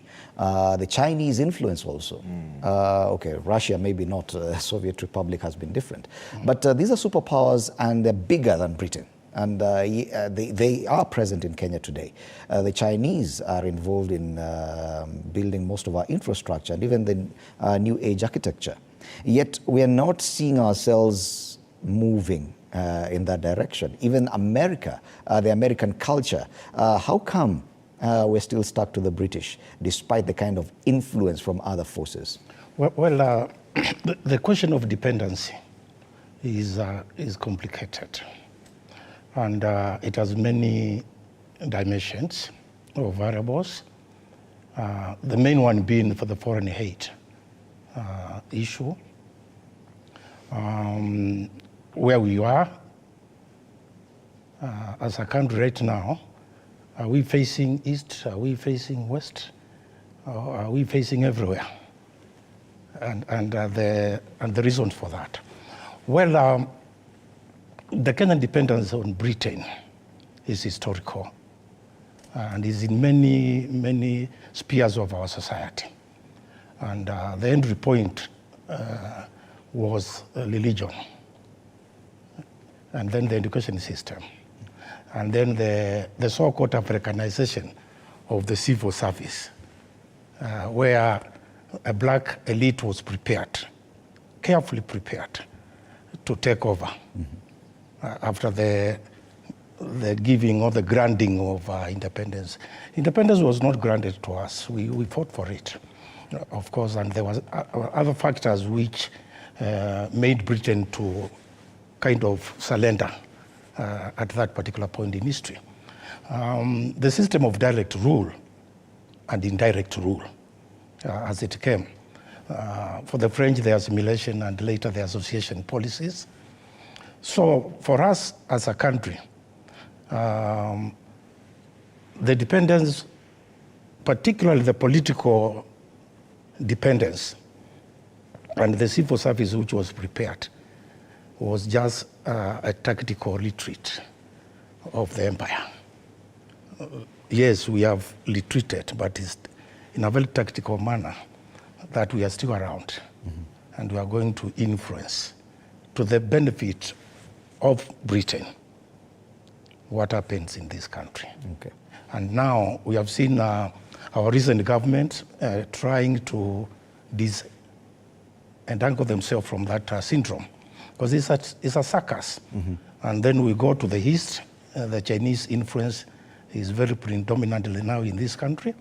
The American influence has been there. But my take will be the British influence is still dominant, particularly because of that relationship between a parent and a child in court, which is not, to my understanding, symbiotic. It was interesting yesterday, and as we come towards the end of this discussion, it was interesting yesterday because I personally was waiting to see how President Ruto would dress when he met the king. He has adopted a unique style of dressing over the last 1 year or so, dressing that is not identifiable as British at all. But once the king arrived, and he quickly switched to the British suit. What would you say to that, Dr. I want to answer your question by giving some examples and just weighing in on what my friends have said. The deepest form of colonialism is not physical influence now. It's ideological. That is where it's gone to. You see, the Chinese have pumped a lot of money into this economy, but our children are not learning Chinese.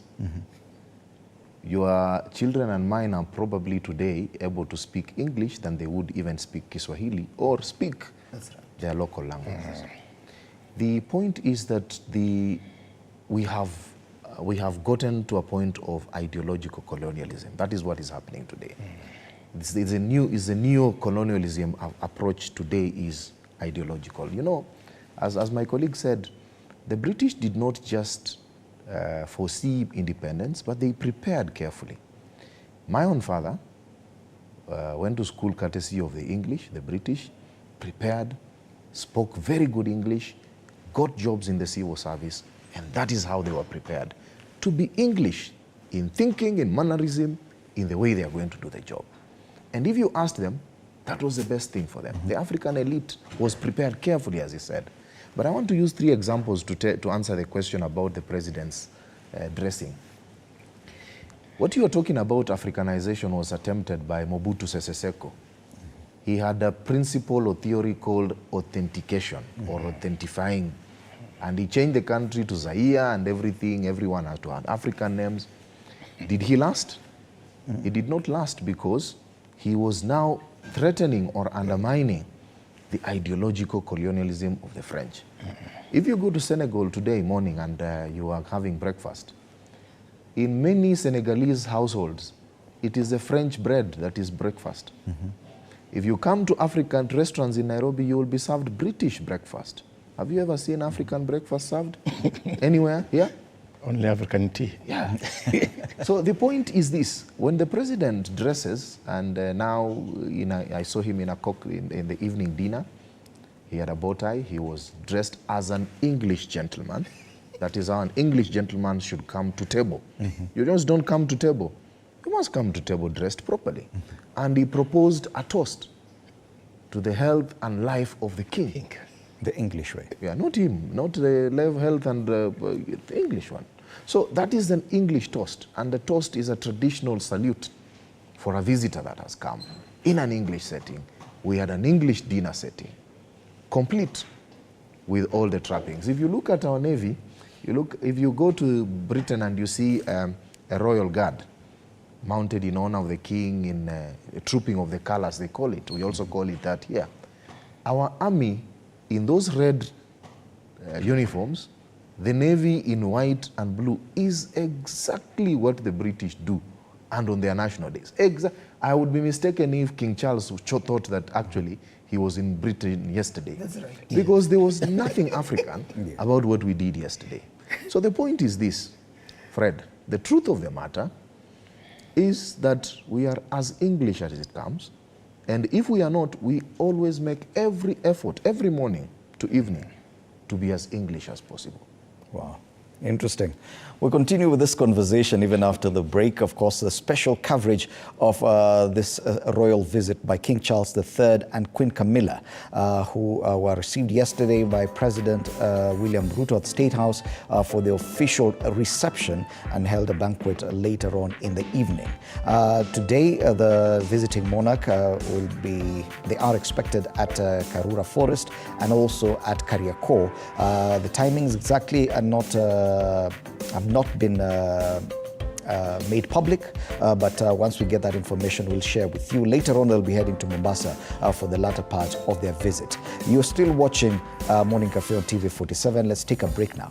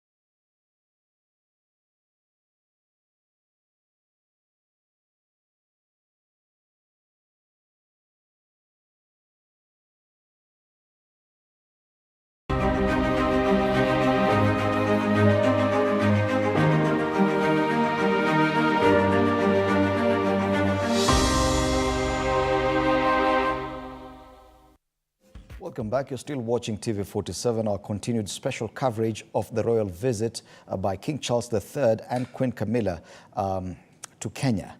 Now, yesterday, King Charles failed to apologize for atrocities committed by the British government against Kenyans during their struggle of independence, as demanded by various rights groups. He made these remarks during a state banquet prepared in his honor at State House, Nairobi. Let's listen in to what the king had to say. Mabibi na mabwana, hamjambo, niaje, ni furaha yangu kuwa nanyi jioni ya leo. I cannot tell you what a great pleasure it is for my wife and I to be back in Kenya once again. I am enormously grateful to you, Mr. President, Madam First Lady, for your most generous invitation to make this state visit. The tremendous hospitality you have shown us and the wonderfully warm welcome that you and the people of Kenya have extended to us have touched me deeply. If I may say so, it is particularly special to be able to return to this extraordinary country in the 60th year of your independence. Today, Mr. President, you and I stood by the mighty Mugumo tree, which marks the spot where almost 60 years ago the Kenyan flag was first raised. It seemed to me that the tree is thriving, strong and deeply rooted, just as this great republic and her people continue to thrive. It means a great deal to my wife and myself that in our coronation year, our first state visit to a Commonwealth country should bring us here to Kenya. We both take considerable pride in renewing the ties between the United Kingdom and Kenya, a country that has long held such special meaning for my family. Najisikia kama niko nyumbani.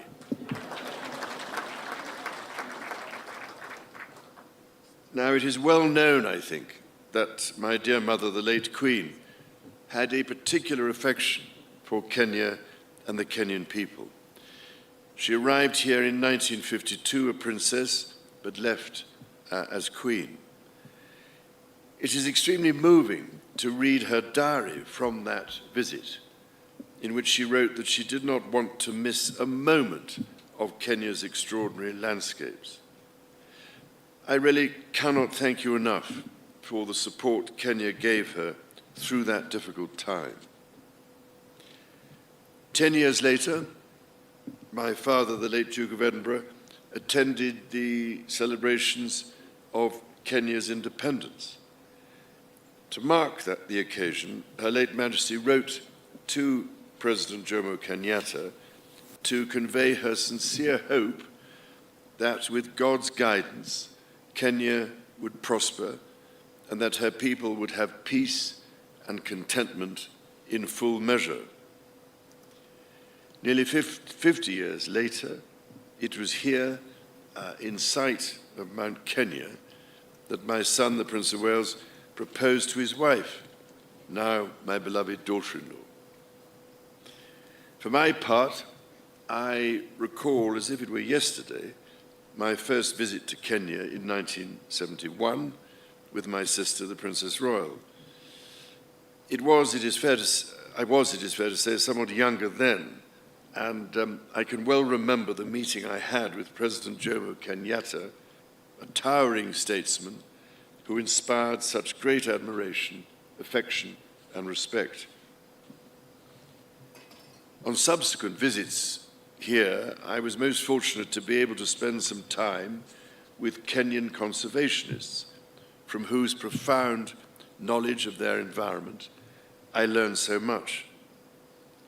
Among them was the late great environmentalist and Nobel Prize winner, Wangari Maathai, someone whom I greatly admired and loved. And I'm very much looking forward to spending a little time with her daughter this week and to planting a tree in her mother's memory.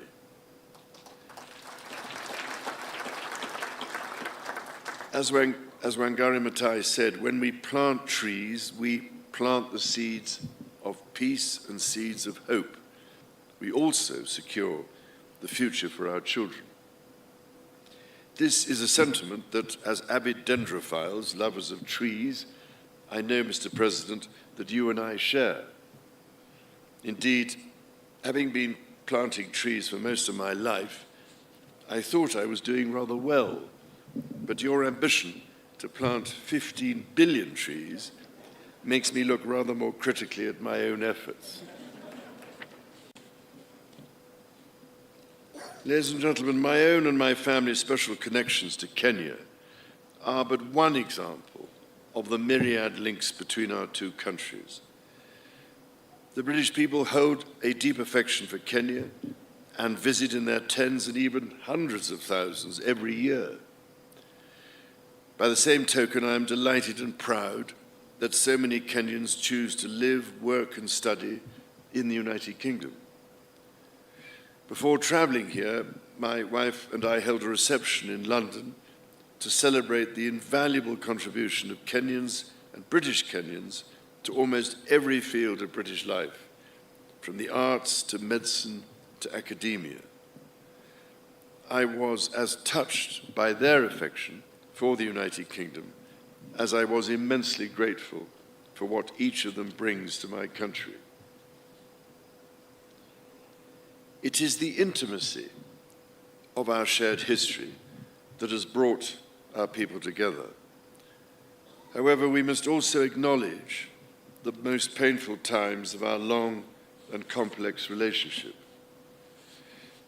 The wrongdoings of the past are a cause of the greatest sorrow and the deepest regret.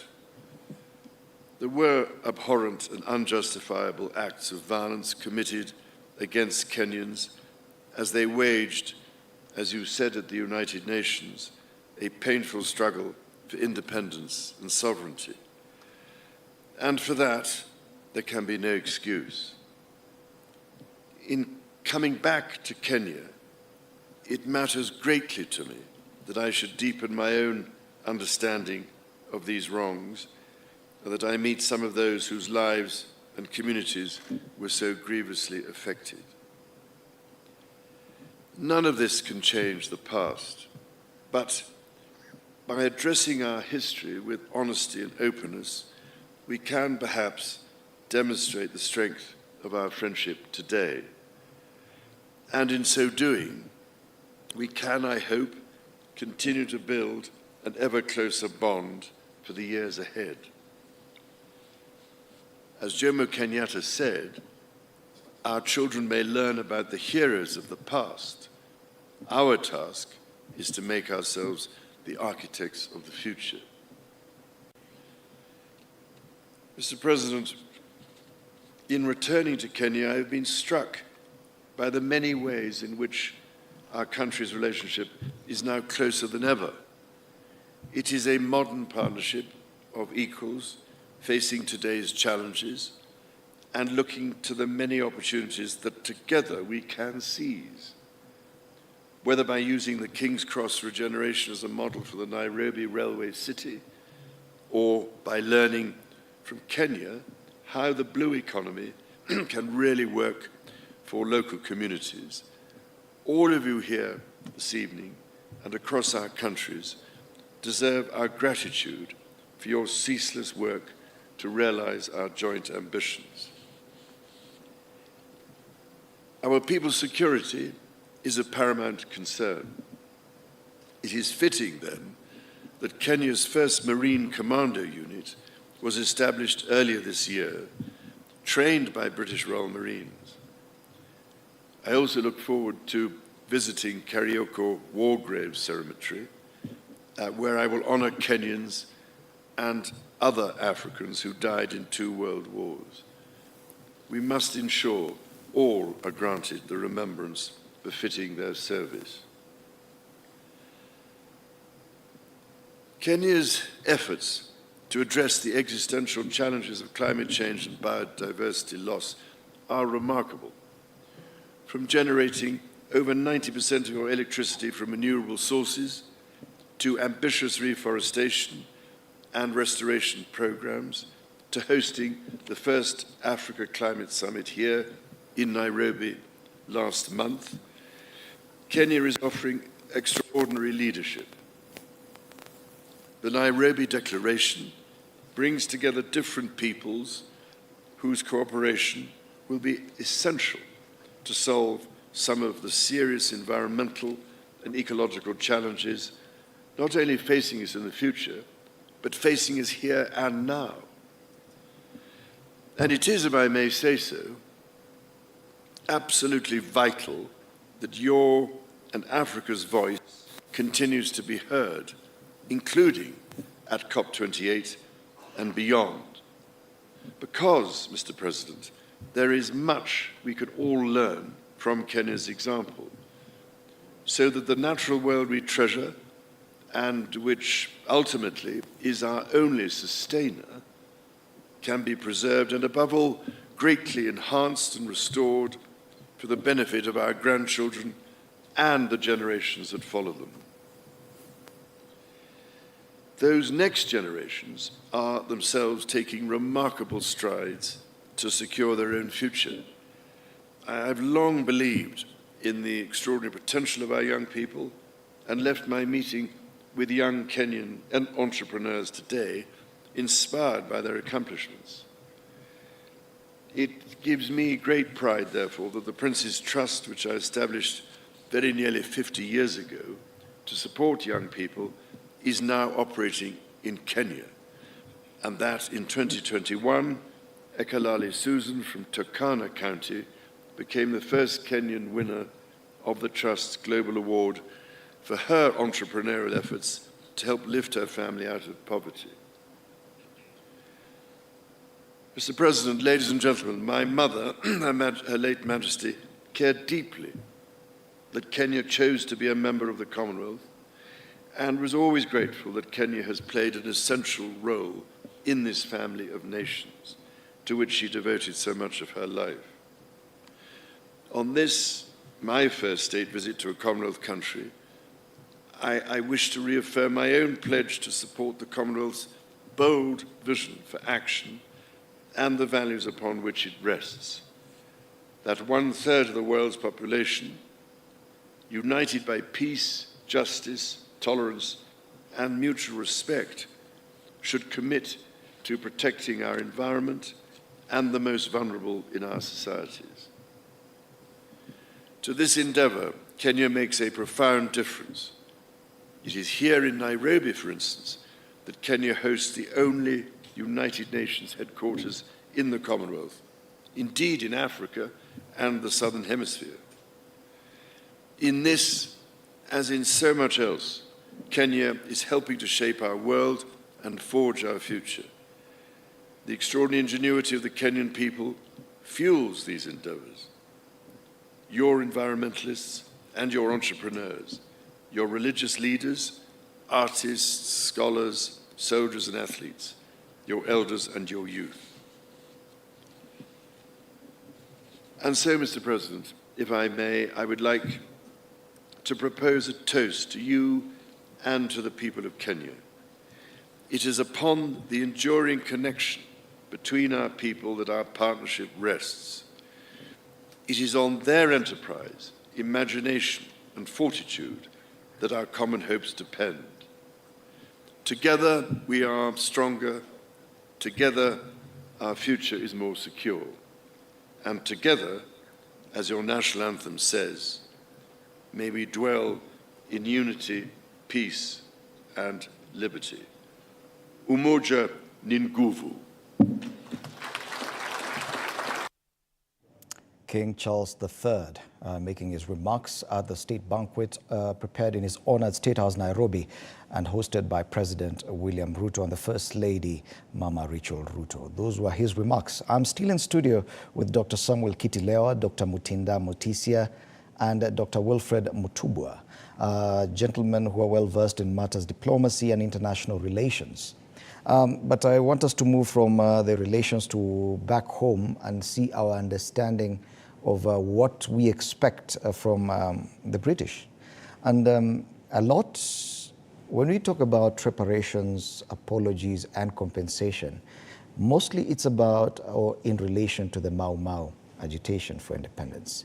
Yet, in Kenya's history, there was a lot more beyond just the Mau Mau that happened towards the tail end of our colonial period between 1952 and 1962. Other communities also took part in this. Are we missing the point, and why is this? Is it a lack of literature that documented our history in that period before the emergency period? Dr. Leo, let's start with you. Yes, I think there was a lapse there in documentation of the history leading to independence. It is true that the Mau Mau played a bigger role in the fight for our independence. However, it's important to take cognizance of the fact that other communities in Kenya were also involved. For example, we had Ronald Gideon Ngala from the Mijikenda community. We also had Paul Ngei from the Akamba community. You know, we had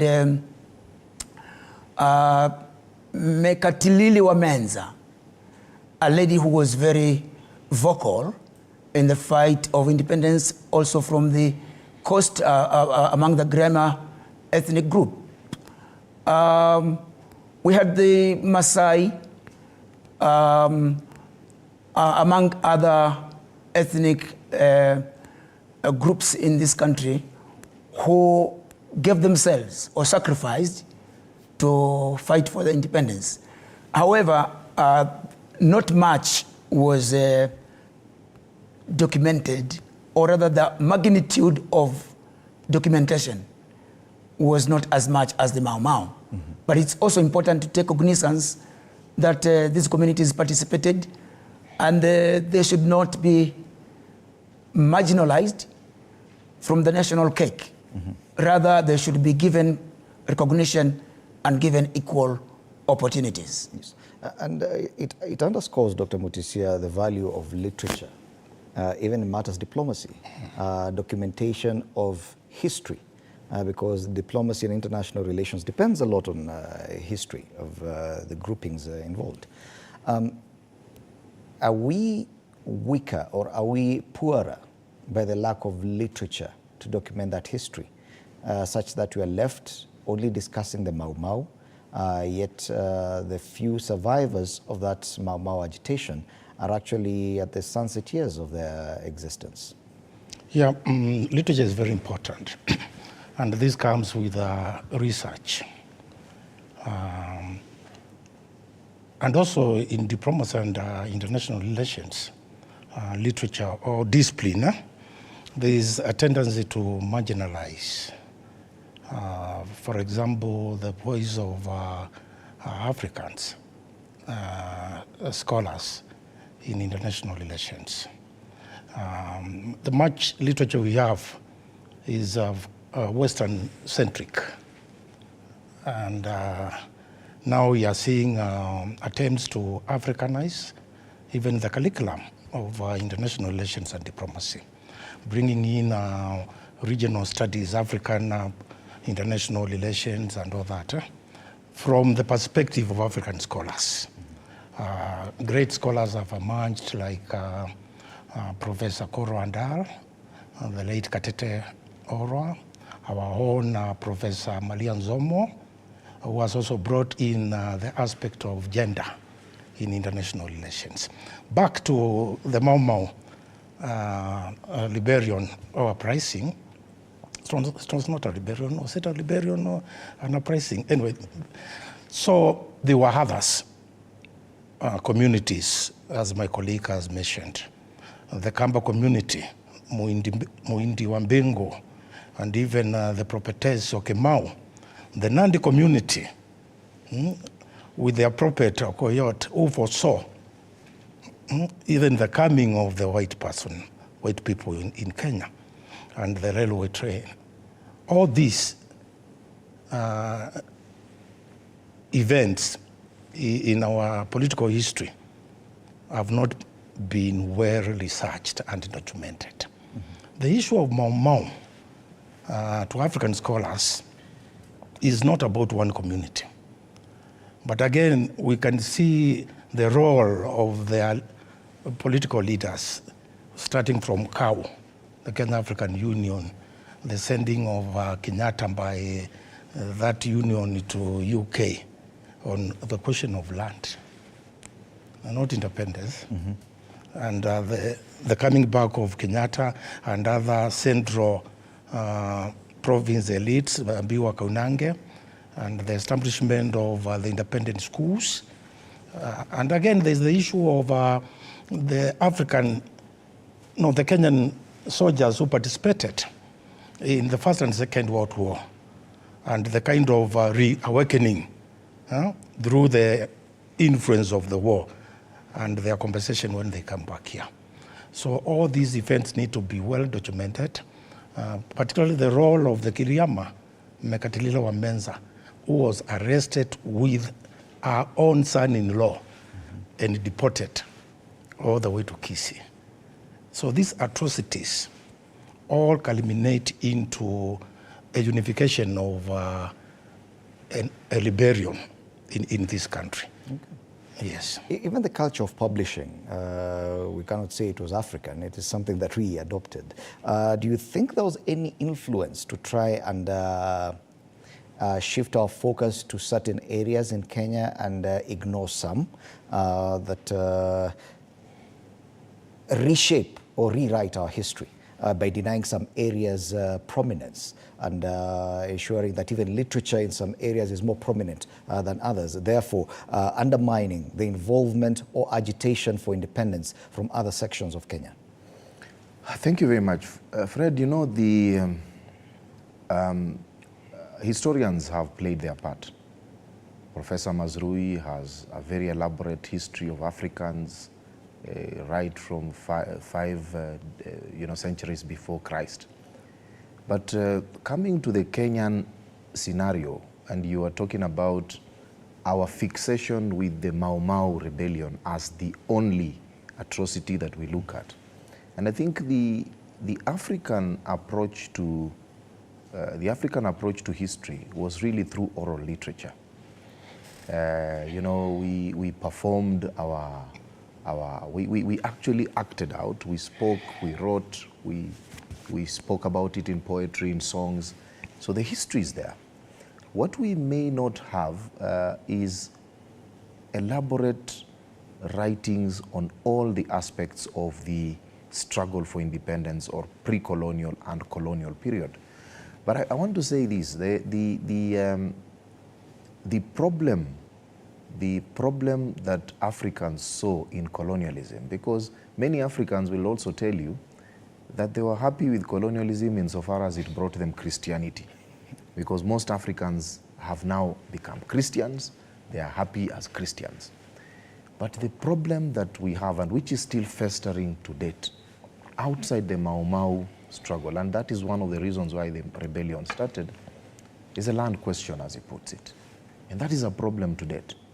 You see, in the lead up to the independence, what happened is the government of President Kenyatta, the incoming government, negotiated with the British so that the land that was owned by Europeans was to be compensated. They were compensated through a fund that was established by the government. And remember, this land was allotted to these people. Most of them were war veterans from the First and Second World War. And there was no commensurate compensation for Africans. So an African who had to acquire land from the Europeans had to take a loan from a fund which was established, and these were mostly elites in government, people who had the ability to purchase the land at very concessionary rates. And the European then exited. And it was not mandatory, it was a matter of choice. That is why you see the problems we have in Kericho today. You have large farmlands still owned by British companies. That is a problem in the highlands. That is a problem in many places where you have large agricultural lands in what was used to be called the White Highlands. Now the problem here is this. The documentation of the resistance, the efforts of other communities outside what is traditionally known as the Mau Mau rebellion within the central region of the country has not been properly captured. Even when you see the Nandi going to the British courts and seeking to get compensation, they are really focused on their land. The rebellion by the Nandi, the rebellion by the Maasai, the rebellion by the Bukusu and other people on the other side, led by prophets and other people. You know Elijah Wamunene was also a freedom fighter. Until recently, some of these stories are not being told enough. And yet, we have oral literature, we have people who actually, there are some people who actually witnessed this resistance who are still alive. And we as a country have not invested enough. You will see what happens in these countries at the performing arts, culture, history, even in our own universities. When you come to what they call social sciences and in humanities, the budgets are very low. People don't seem, there is a lot of excitement about STEM, science and technology and other things, but the real DNA of who we are as a people is not captured, because the reality of the matter is this. As a people, so long as we are not able to explain to our children, to explain to ourselves where we came from, this is bound to happen again. Yes. Human history repeats itself. We are bound to be colonized again. We are bound to lose our land again. It may not be in the same form as it happened before, but it is likely to happen. And the idea here is that people must understand the real causes of this agitation from our perspective as Africans. Okay. What is it that really sent us into the woods? People live still in places called schemes. You will hear of schemes, you will hear of African reserves, and people still live there. But they have no understanding of why they're there, Absolutely. or what happened, or what led to that. Absolutely. It means our understanding, even in our agitation for reparation and compensation, may be lost at some point. The last remaining survivors of the Mau Mau agitation are very old people. We've lost quite a number of people this year, probably some of the prominent names. I think of Field Marshal Muthoni, Mokami Kimathi, and another gentleman. Gitu Kahengeri is the only remaining known name. It means that this agitation for an apology, a huge cross-section of Kenyans really do not understand the genesis of the same. Yes. What is your assessment of that, Dr. Lewa? Thank you for having me here. What I tend to think is that agitation for an apology from the British monarch is slowly becoming an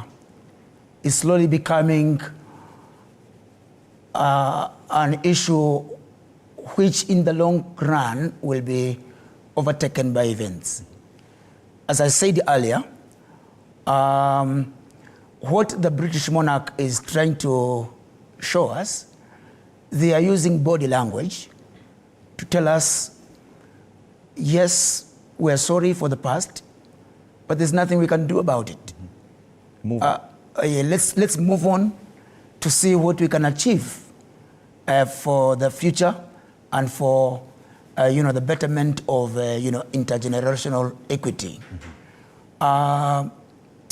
What we may need to do is to, like my colleague said, we may need to enter into serious research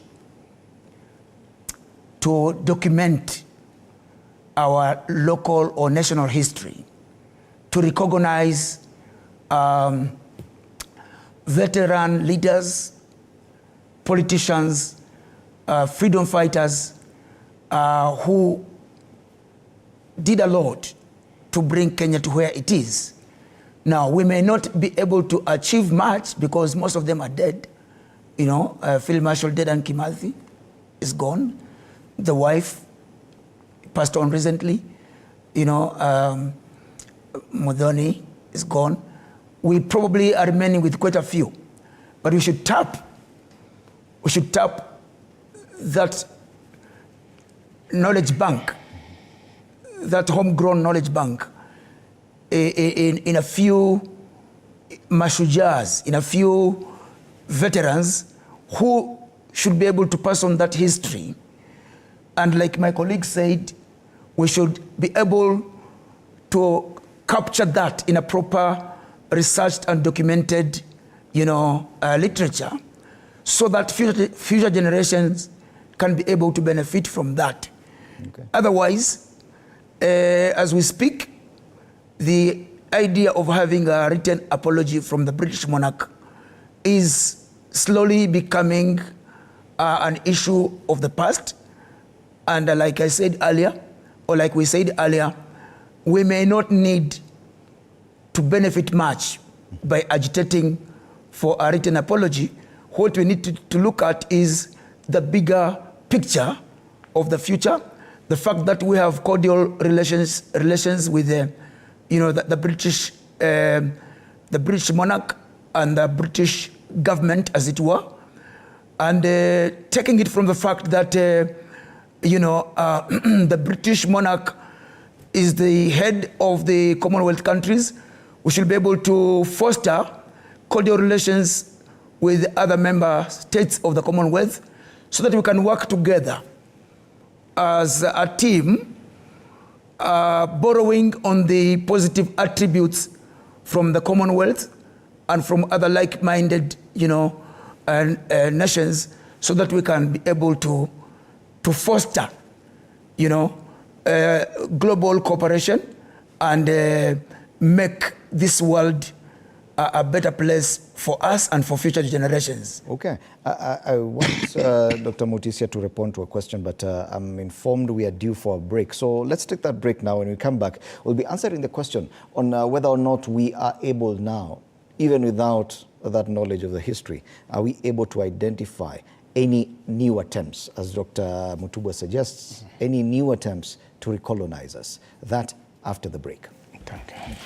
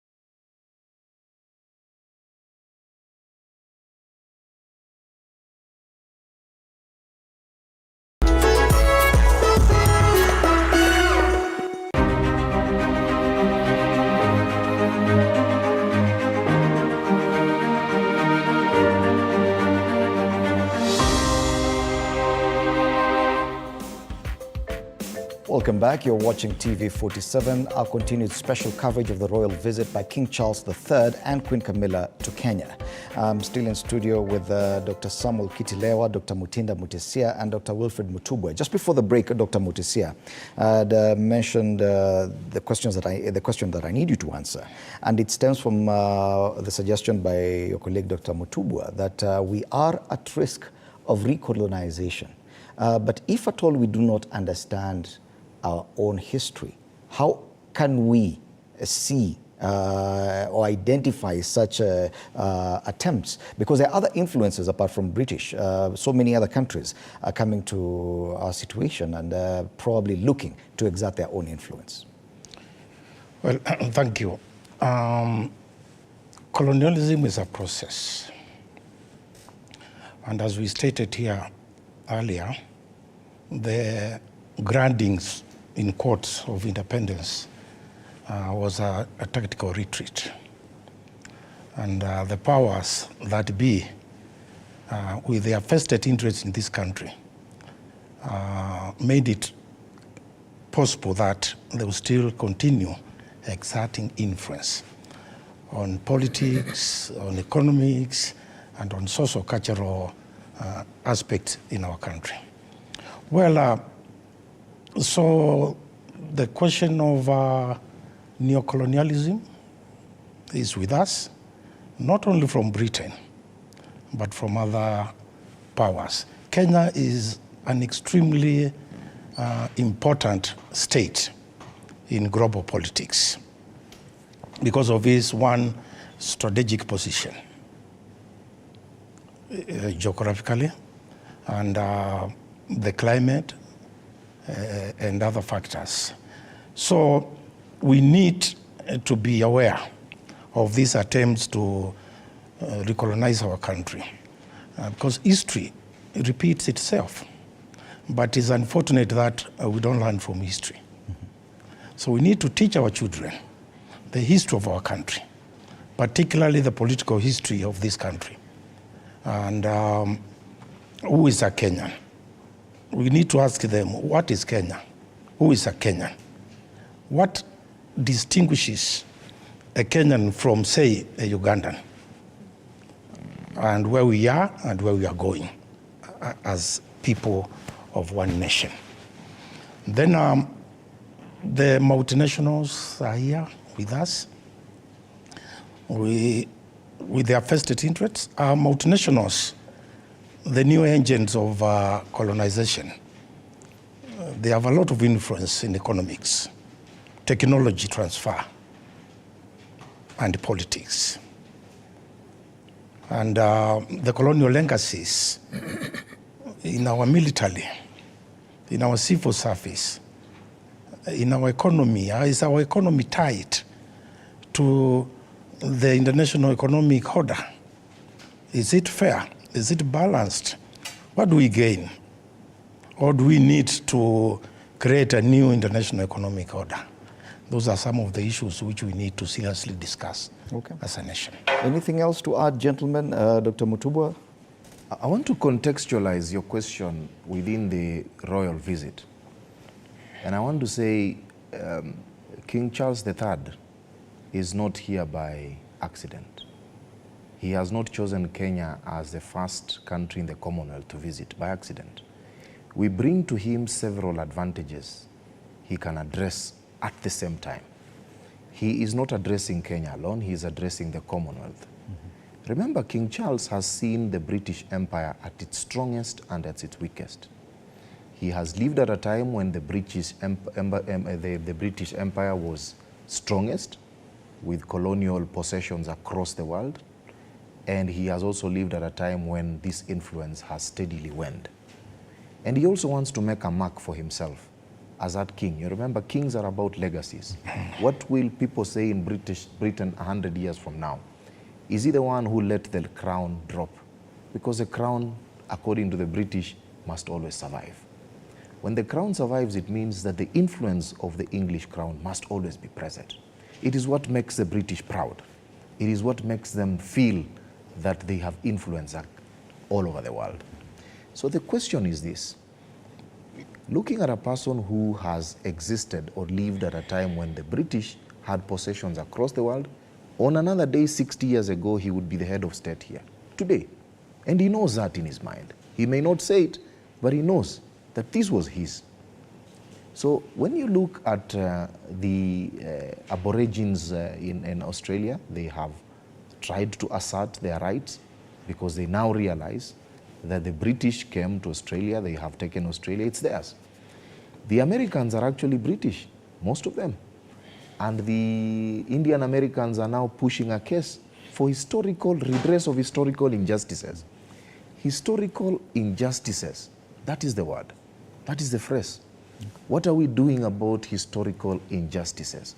And I want to venture to suggest that the first place we must start this conversation for radical change, because radical change only happens when you disrupt. Radical change is going to happen if we, in the Commonwealth, demand it in the Commonwealth. I know the president has been big in saying that the multilateral system of international law must be fair to everybody. It must espouse some equality. And I want to suggest to him that this is where we can start. The Commonwealth itself is now supposed to be a club where we all elect a chairman or a president. We cannot be told that a former monarch of our colonies should be the head of the Commonwealth. Why is that so? Okay. Why can't we challenge that simple proposition and say, as a Commonwealth, we are all here. William Ruto can be chairman of the Commonwealth this year. Next year, it can be somebody else. Let's have a true Commonwealth. If we are really equals in the international space and we are in this club as equals, then we must find a way of saying, why is the Commonwealth speaking? And then in the Commonwealth itself, let it not just be a club where we have discourse about climate change and other things. Let's also speak about historical injustices. I want to suggest, and I hope, that in his very busy schedule, the monarch will find time to meet Gitu Wahengeri and a few other veterans of the war, including those who fought for the British in BAMBA, in other places, to secure their empire. Okay. He should sit with them, even if it is in a room, in a private session, and feel the sentiment. Fred, let me tell you something. Sometimes in life, people don't need money. They may not even need your apology. They may just need you to allow them to ventilate. Okay. Even in our own homes, when we have problems, you want to sit and listen and say that I have heard this person, I have felt his emotion, and I have felt his grievance. And I think maybe that is the time when he may just consider saying something about this. And I think in the King's itinerary, there's that provision for where he'll be meeting survivors of the Mau Mau agitation for independence. Dr. Lewa, anything else to add very briefly as we wrap up? Yes. I think what it is that the monarch has chosen to come to Kenya. It gives so many signals. Number one is to tell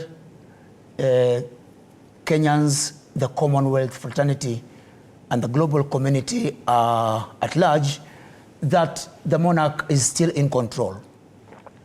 Despite its ups and downs, the monarch is still in control.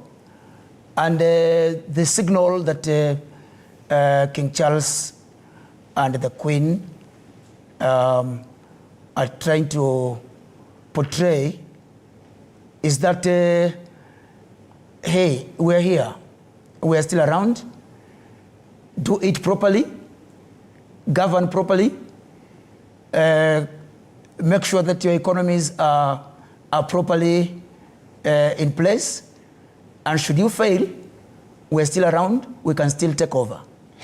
So I think that's a message which basically they're trying to portray. They're saying we're still in control, and should you not do it properly, we will come back and take over.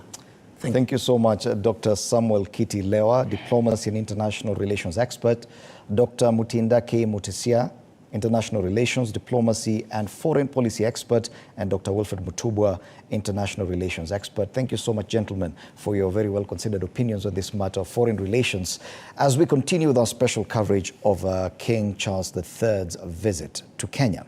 Allow me to go through this editorial comment as we come to the end of this session.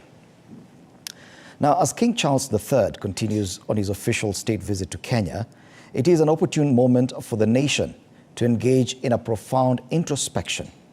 The presence of British influences in various aspects of Kenyan life, from attire, language, customs, military, education, architecture, judiciary to governance, is undeniable. While colonization inevitably leaves a mark on any society, more than 6 decades after attaining independence, the need for Kenya to chart a path towards a unique cultural identity distinct from the colonial past becomes increasingly evident. Kenya's colonial history, like that of many African nations, is a pivotal chapter in its story.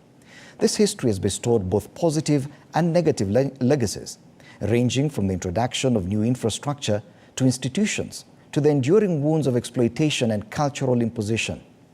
However, as we stand at this juncture of history, it is vital to assess the extent to which our national identity still bears the weight of colonial influences, and to examine whether this identity aligns with our vision for the future. Now, one of the most visible areas where British influences still lingers is in the way we dress, speak, and conduct ourselves. Institutions such as the military, education system, architecture, and judiciary also bear the unmistakable imprints of British colonialism. Our system of governance, too, heavily inherited the British model, which, while effective in some respects, might not necessarily be the best fit for a diverse and rapidly evolving nation like Kenya. Embracing a unique and independent identity free from colonial influences should not be seen as a rejection of our history, but